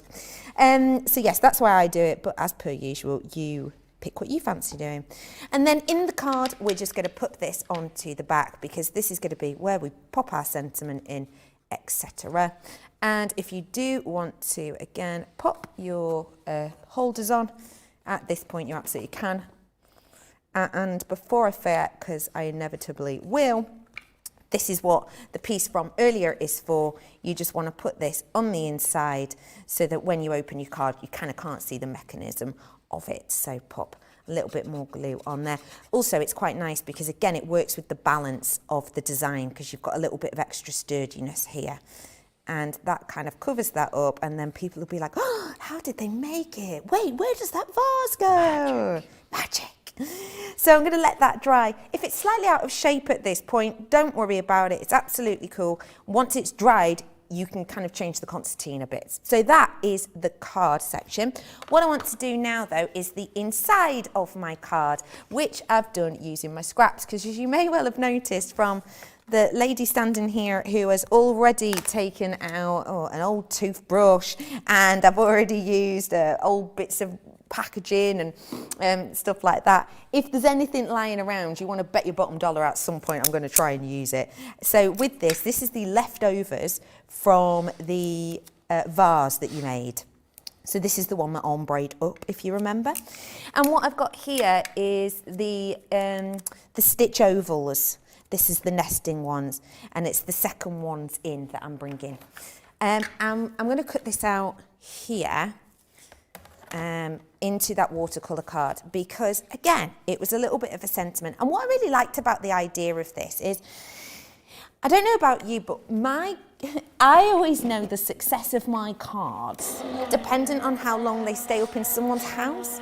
So like, I don't know if you know this, but me and my grandma are pen pals. We write to each other like every 2 weeks. Nice. Even though my grandma only lives sort of a half hour down the road, and I see her pretty much every week, we still write cards to each other. That's cute. I know when she's really liked a card because that card will stay up. It will be, you know, it might be just a hello card. And it might be up before Mother's Day and then it's still there after Mother's Day. And I thought what was quite nice about this one is that all you have to do is kind of change the flowers that are in it, whether that's sometimes it's paper flowers, whether sometimes it's fabric flowers even, or if it's like these ones, live flowers. Change it with the seasons. Go into your garden. Maybe you and the person you're making it for, by the way, I'm just doing this now on plain white card. Maybe the person you're doing it for is you know, a bit of a horticulturist, they love doing their gardening. Go out into their garden, pick them some flowers. Maybe you go on a nice walk somewhere and you just find some like nice wild flowers. You can change it. So the card stays there, but simply by changing the flowers that are in it, you really change its personality. And you can use dried flowers. You can kind of use whatever you want. So this was sort of why I put in this one, just because I thought it's a good all year round sentiment. You can of course do happy birthday and all the rest, you don't need me to tell you that. So the reason I've cut out 2 of these is because, I'm going to pop this on black paper just so you can really see it. The reason I've cut out this on the plain white and this one from my leftovers is because this is my speckledy one. So this has got lots of blue speckles all over it, and this is the inside on the plain white. That lays in there. You can really see the speckle frame around it here in person. And then all I want to do is stamp on a sentiment. You can stamp on a sentiment first, of course, but me being me, I've just been a bit odd. So I'm going to take out the centre one, and I'm going to use my flagstone here, if I can find you. I can use that one. This is actually a waterproof one. I think I use quick dry on mine, but either or. And I just want to grab out my stamping platform as well. And we're going to pop this on to the stamping platform, which is one of my favourite tools in the whole wide world. Because I'm one of those people that if you're not fully paying attention and you maybe don't put an even amount of pressure on, and do you know what, this is sort of one of those things you shouldn't really admit, but I'm one of those people who, when it comes to like, you know, when you get a brand new stamp and you're meant to clean it and all the rest of it, I just can't be bothered. Right.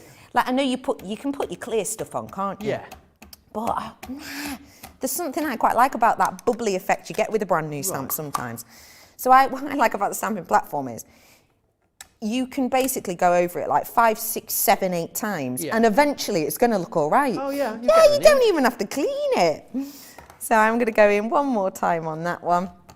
Just this is purely because of the sort of one that I'm using here, but this is from the Blooms collection. Nice. The Nature Blooms, is it? And this is the Just Because. And this is now going to layer it up inside the circle I did that goes inside my card. So it's going to go in this section here. And I'm using my glue again. So I'm actually going to go in with the frame first, methinks. And the reason I'm going to do frame first is because it's larger and it's a little bit easier to see if it's perfectly straight in the middle.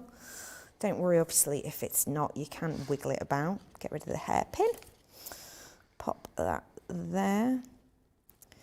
And then going in with the Just Because. And popping that in. And because it's done in the different papers, not only is it sort of the blue, speckly one, can you see the texture, but you can actually see the texture difference because it's watercolour and not. So that's that one done for you there. So that's nice. And then at this point, because that's dried, I'm going to make sure that my concertinas are nicely brought in and even. So I like that as it is. If I wanted it to be tighter, you would literally just go in and do this motion along each one. Okay. So that can make it tighter for you, so it makes it a little bit denser. I actually like how 3D this is though. I'm going to do it the same at the other side as I just did, because otherwise it's going to look really random.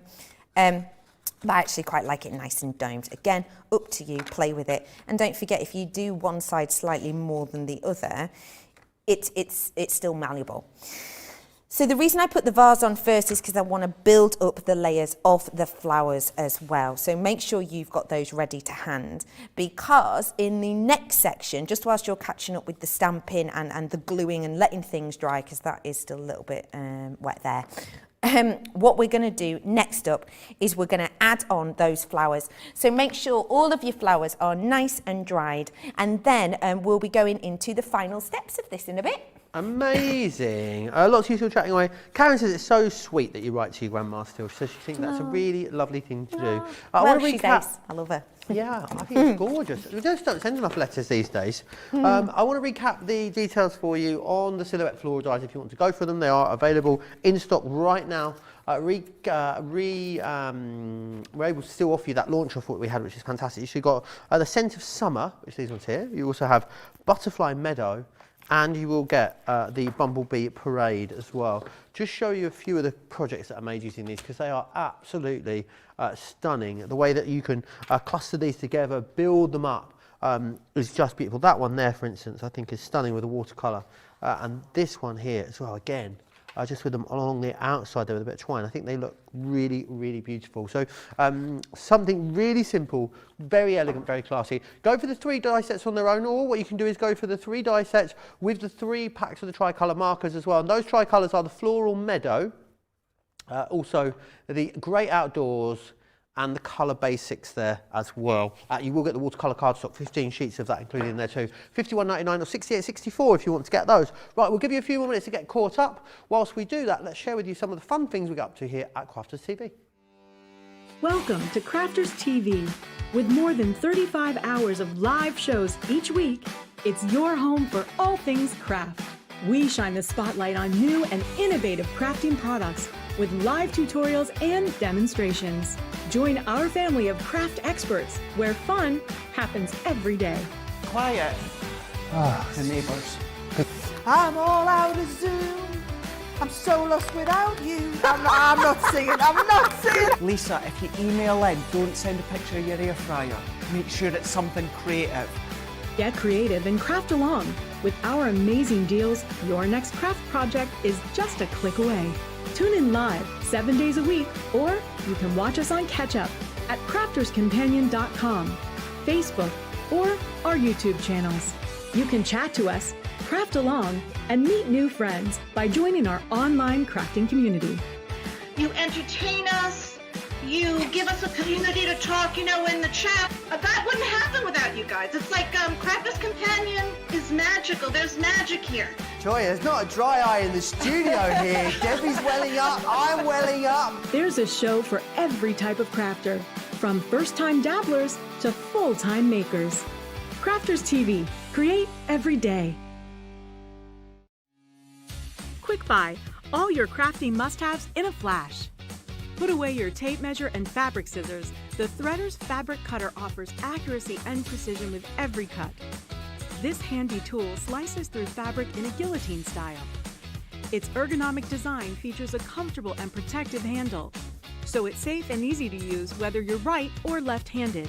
Its 45mm rotary blade will cut up to 6 layers of fabric at a time, so your sewing, quilting, and upholstery project times are cut down to size.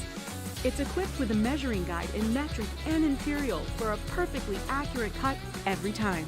The built-in grid ruler has 30-degree, 45-degree, and 60-degree angle lines, so you can cut fabric on any angle, including the bias.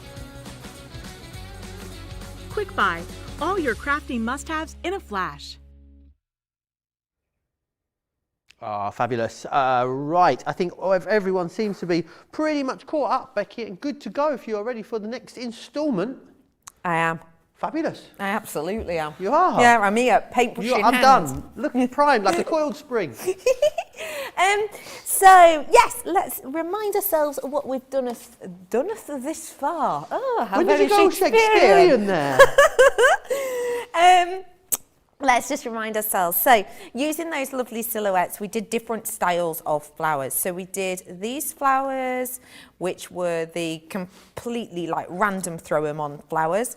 This was on the texture designs that we did. So these types of ones that are just texture upon texture upon texture.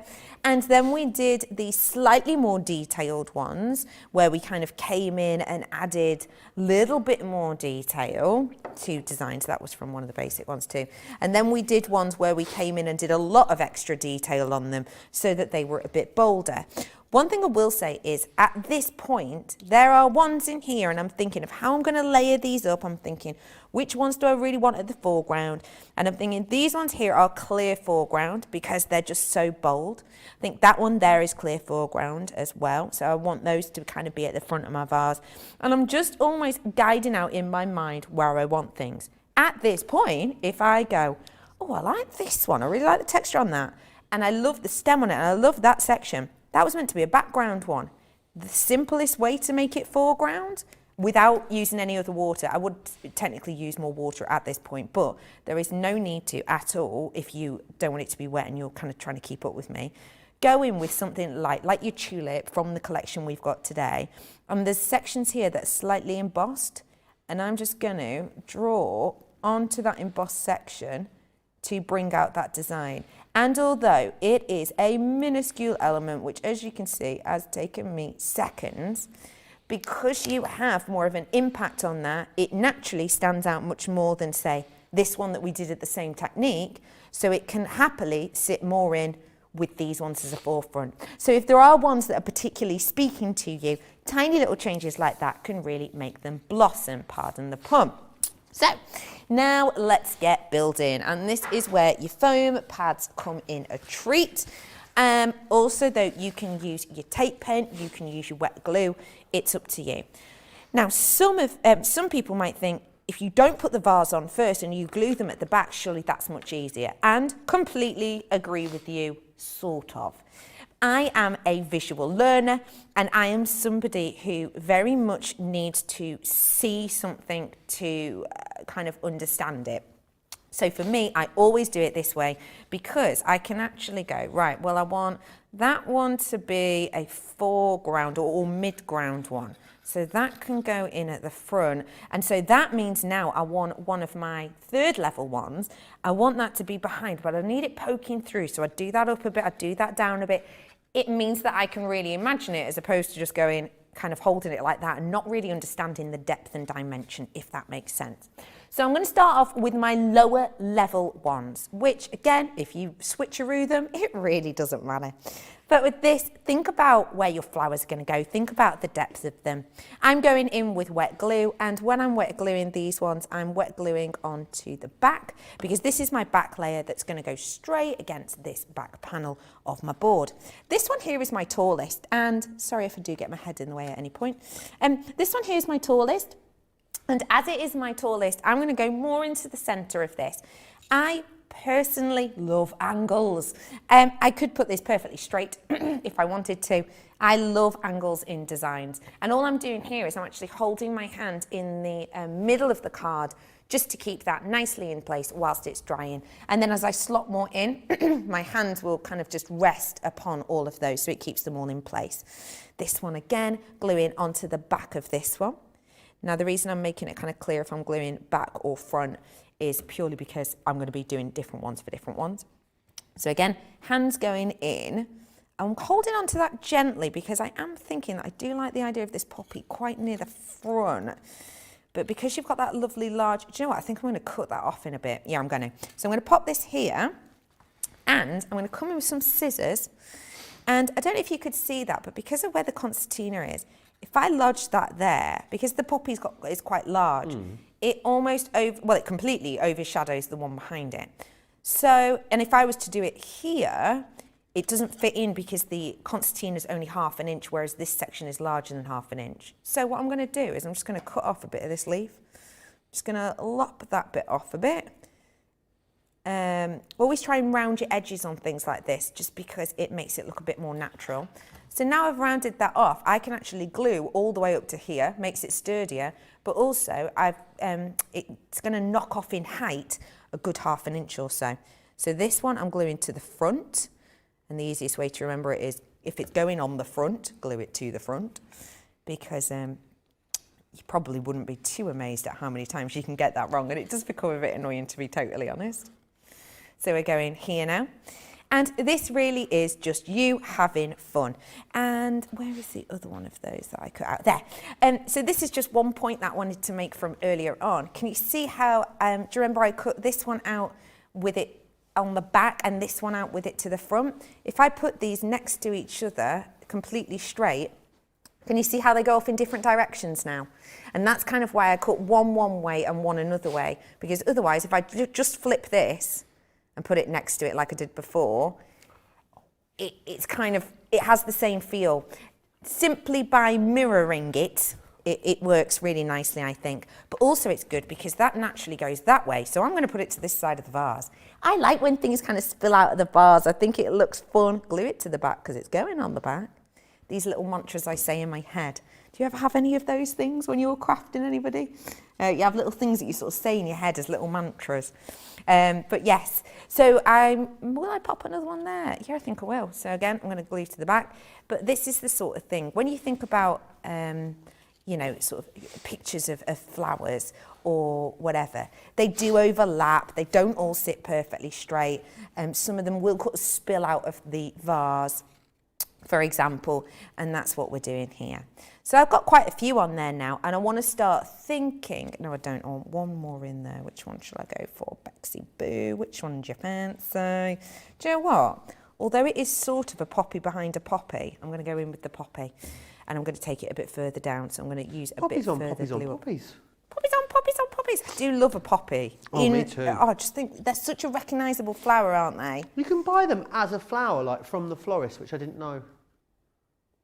Yeah, and now I think I did know that. Yeah, it's just not something it's not. I bought a bunch of poppies last year, I think, the year before. Oh. And I just never see them. For yourself? Yeah, I have to have fresh flowers in the house at all times. Oh my goodness, I love that about you. I have to have lilies all the time. Yeah. Lilies? Always lilies. Do you not Sometimes find that the white. stamen will go all Well, over the I'm show? very regimented at cutting them out, although I did just think to myself the other day, they were all open. They'd all just opened as I left home earlier this week. Right. And I'm pretty sure I didn't cut the stamens out of any of them. Uh-oh. But I haven't got any carpets. I'm all hard surfaces. That's so all we right. should be all right. We're all And right. you don't have any pets? No pets. Because no. that's what happens when my dog, because I have them on the windowsill, my dog jumps up to bark at usually the post person. Yeah. And she is completely white, and she will sit next to them for 3 seconds and she will just be covered in it, and you cannot get it off. No. It stains like saffron. It's It so really difficult. does. But no, I love the smell of them. When you go into, because you go into the house, it's a wall of smell. And you know where you get them from? Best place to get them from? Go on. Aldi, £7 from like six stems are like £7 at Aldi. Blimey. Honestly, two in the window, one on the side. In the lounge dining area, and then 2 stems in each bedroom. Wow! Oh yeah, And can I just little individual stems all around the place. Can I just ask you as well? At what point do you get rid of them? Before they start to look rubbish. That's exactly what I was going to ask, because When the first one goes, then they all go, and we get new ones. Really? Yeah, because otherwise there's nothing worse than sort of half-dead flowers. I'm that person who leaves them in the vase till they've gone crispy. Oh no, Yeah. they have to go as soon as they start to go. And also, because I'm half there and half here, Yeah. I know by looking at them if they're going to last till the next time around. And if they're not going to last till the next time around, I will replace them with closed ones, knowing that when I get home, they will be blooming again. Oh, for me. that's lovely. No, that makes sense. I can Yeah. understand that. That is yeah. serious commitment, But also isn't the other it? thing is sometimes, especially if you're having friends over and stuff, everyone knows it's lilies. So sometimes you'll have like 3 friends around for dinner, each of them brings lilies. Oh. And then you have like not enough vases or bottles to put them in, but Right, they're yeah. everywhere. I Yeah. love them. I just can't get enough of them. Well, I did not know that about you. I feel Yeah. like I'm learning a lot today, and I love it. I'm just going to grab some foam pads now, because what I want to do is I want to add some dimension. Now, these foam pads that I'm going for are the rectangular ones. Of course, you can go for any size that you want. And what I'm going to do is I bob them onto the stems first. Then I judge where I want it, which, by the way, is why I keep picking the vase up. I hope that's all right with you at home. The reason I keep picking the vase up is because I want to kind of gauge where I'm putting the things. And I like to do 2 back to back. If you've got really thick adhesive foam, then do use that. But I know I'm going to slot it in here. And I'm using 2 back to back because I don't want it to just be background and foreground flowers. I want it to be different layers. So I'm doing that as well. And don't forget, you can use foam pads on the front ones as well if you so wish. It is kind of up to you. And what I will say too is even just by using 1 foam pad on the back of some of the designs, it really does make a difference when you see it in the flesh. Another thing to mention, I know it's kind of tip after tip after tip on this, isn't it? But another thing I would mention is when you are using these, because it is watercolour card, even though you have you know, wet it and add all that colour to it and everything. When it dries, it feels the same as before it was used, pretty much. So with these, and this is what a lot of people do, I like to put them in first and then shape them. I understand why that's not for everyone. If you wanted to at this point be using your bone folder to add the texture in, then absolutely do that now. Just, you know, kind of do whatever feels right for you, but you can really add in the texture. I always do it on my front ones, and you'll just use like my burnishing tool and just curl those elements around, because it's this kind of texture that watercolour card particularly holds really, really nicely. It's a little bit like, I don't know if anyone's ever used they're like the Dauber sponges that we do, or the makeup sponges, they're a bit like. When you use them for the first time, you have to really give them a few good squidges to sort of get the life into them. It's a little bit the same with... A bit like me, I need a good squidge before I get going, to be honest. I'm a bit useless without a good squidge, and I'm all right. I'll bear that in mind. Yeah. But yeah, that's kind of what these are good for. The watercolour card, it can really take a lot of folding, and what I will say is if you look at that thistle, you saw I just did that a tiny bit, but look at how curved that is and how much it's holding as well. We are nearly at the end of our make today. What I will say is there's just little elements to add now. So don't forget, we have got the vase, and we've got our flowers. They can be dried flowers, they can be whatever. They can be clippings from your garden, which is where I got the ivy and stuff from. Then you've got your box. Now pick which side of the box you want more focus on. I kind of like this side more. What do you think at home? Yeah? Yeah? You with me? So what I'm going to do is I'm going to glue this side to my make. But before I do it, I'm coming in with my glossy highlights. And the reason I'm using my glossy highlights is, and again, feel free to sort of slide your hand in there, hold it all down. I'm going to go in with my glossy highlights. If you remember, right at the start of this make, I said, didn't I, that you do the sort of sprinkling technique with the toothbrush, and then you do the sort of splattering one where you lay your hand to the side. And the reason I said I did that is because I wanted to glossy highlight some of the larger ones. So all I'm doing here on each side of the concertina, don't forget to do some on each side. The ones that are the largest sort of globules of the paint, I'm just adding a similar sized amount of our glossy highlights. And if you've not seen this before, it goes on clear, it dries clear, it makes everything really glossy, but it makes it 3D. So what I kind of thought with this is, the vase is kind of that splattered effect, but I specifically went for the blue colours because I almost want it to symbolise sort of bubbles or water in a vase, hence why there's more of the blue at the bottom than there is at the top. So by adding just a few dobs of these, and again, it's one of those, if you've never used glossy highlight, I'll be totally honest, you see them on air being used like they are now, and you go, okay, I get the concept. And then you get them home outside of our wonderful studio lights that are great. And it's another layer. It really is, isn't it? It's like, wow, it does grab your attention. So well worth doing. And I don't know if you can really see those, but it's made them 3D. It's also made them shiny. Speaking of shiny, on my design, I did at the end go in with my crystal clear glitter pen and added some glitter to my designs. And what I did is I just added the glitter on at this point because I only wanted to add glitter onto areas that added texture. So you'll notice I haven't gone over the whole flower. I'm almost imagining that there's a light shining down in this direction, and so I'm just glossy highlighting the sections that would be hit by the light on each of the flowers. So I didn't want to do this before I've put them in the vase, because obviously I don't know exactly which bit of the vase I'm going to put them in, if that makes sense. So again, this is one of those details that you can't really see at home, but when you get these home, let's just say that the glittery pens, everybody loves.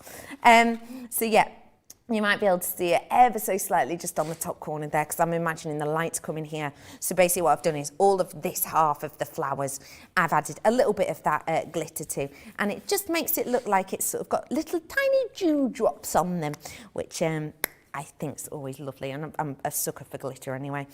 And then finally, all we're going to have to do is glue this side of our card to it. Again, I have gone for Collage glue. I would suggest that you use a wet glue for this, just because you want to line it up real nice.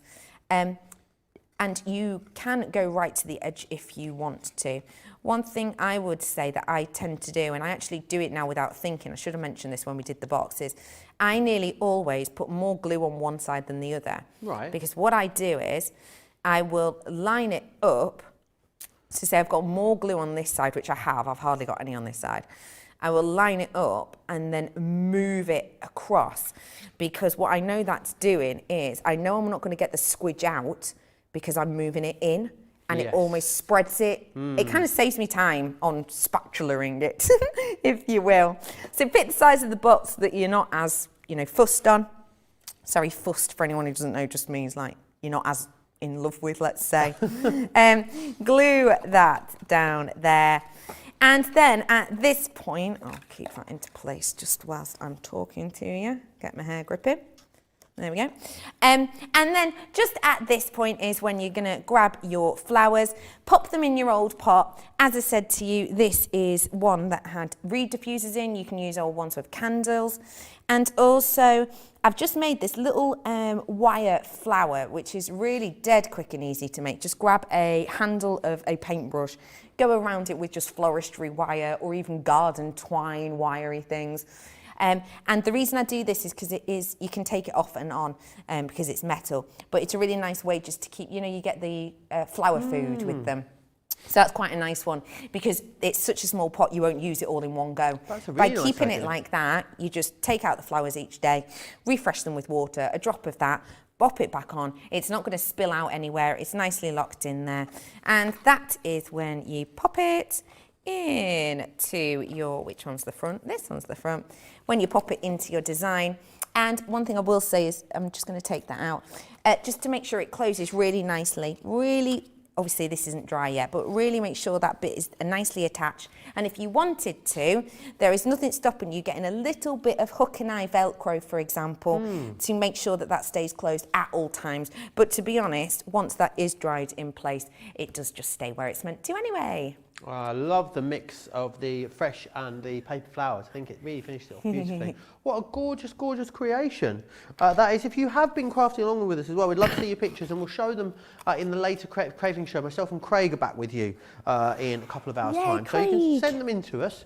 Make sure if you upload them as well to Facebook, to I'm a Crafts Companion, stuff like that, you tag Becky in them too. We'd love to see what you're making. Any pictures you want to send us, of course, studio@crafterscompanion.co.uk. studio@crafterscompanion.co.uk. Let's recap that collection then. If you've watched that and thought, right, I need these now, I must have them, then you can go for them right now. So let me take you through the collection you've got. Details there is for the floral dies on their own. You get the Bumblebee Paradise, the Scent of Summer, and the Butterfly Meadow within there, $29.99 or $34.95. Then you can go for those dies alongside 3 packs of the Tricolour aqua markers as well. And within there you get the Floral Meadow, the Great Outdoors, and also the Colour Basics as well, which is awesome. And there's some really beautiful things that have been made using these. Something really organic about them. It reminds me of like a really chic summer wedding in a field in a marquee. That's what I kind of think. Do you know what I mean? Yeah, like the beautiful little sort of hand-tied posies that the groomsmen would be wearing, or the little sort of table decorations and things. Yeah, it does remind me of that, like a real English summer, which is beautiful. So there's some of the things that you're going to be able to create with those, which is fabulous. Right, some other stuff I need to share with you as well. Let me just share with you let's talk ink pads, which are these ones just here. Now, water-reactive ink pads. So 10-piece collection for you. You've got Bordeaux, Straw Bale, Plum Jam, Fuchsia, which is this one just here, Smoked Pearl, Ocean Blue, Pine Tree, Grasshopper, Spring Meadow, and also the Friar Brown in there as well, which is just there. The craft card is available for you, which is these ones just here. So in here, 100 sheets of that craft card, and then you've also got as well 80 sheets of the matte black cardstock too within there as well. So do grab those. Don't forget about that awesome toolkit that's available as well. Let me just bring that back in. Loads of stuff in here that you're going to absolutely adore for doing lots of different inky techniques. 3 of our Royal and Langnickel brushes in here. You get the brayer included as well. You've also got the palette there. You've got those blending tools or sponges. I call them blending eggs, that's not what they're called. They're called blending sponges. You've got the mat there as well, which is great for a whole host of inky techniques, as well as, of course, getting the blending tools and also the replacement heads as well, which is brilliant. So do grab all of those. Don't forget as well that there is a schedule change from this week. Fridays is a new home of Softer Side of Life. Details are there on your screen. So essentially, Softer Side of Life and Colour Me Happy are switching places. They've just decided that they would like to, you know, have a little bit of a switcheroo, that a change is as good as the rest. So Fridays, 3 p.m, 10 a.m. is where you'll find Softer Side of Life. And now a 2-hour show. Colour Me Happy reverts to Sundays, midday, 7 a.m, where it's a 90-minute show. Don't worry if you can't do the new times. Maybe Softer Side is your favourite show, but you work on a Friday. You can watch all of our shows back anytime you want over on our website, which is brilliant. Becky, can I say it was a pleasure to get to work with you again? You too. Here at Crafty TV. Thanks, Let's hope we you don't have to too. wait so long next time. Fingers crossed, definitely. Brilliant. When are you back with us? I can't remember. Next Friday. Sure. Because you're covering for me. I will see you. Oh, you don't have to wait that long to see me. I'll see you in a couple of hours' time with the hot Scotty himself. I'll see you back here for Creative Cravings. Take care.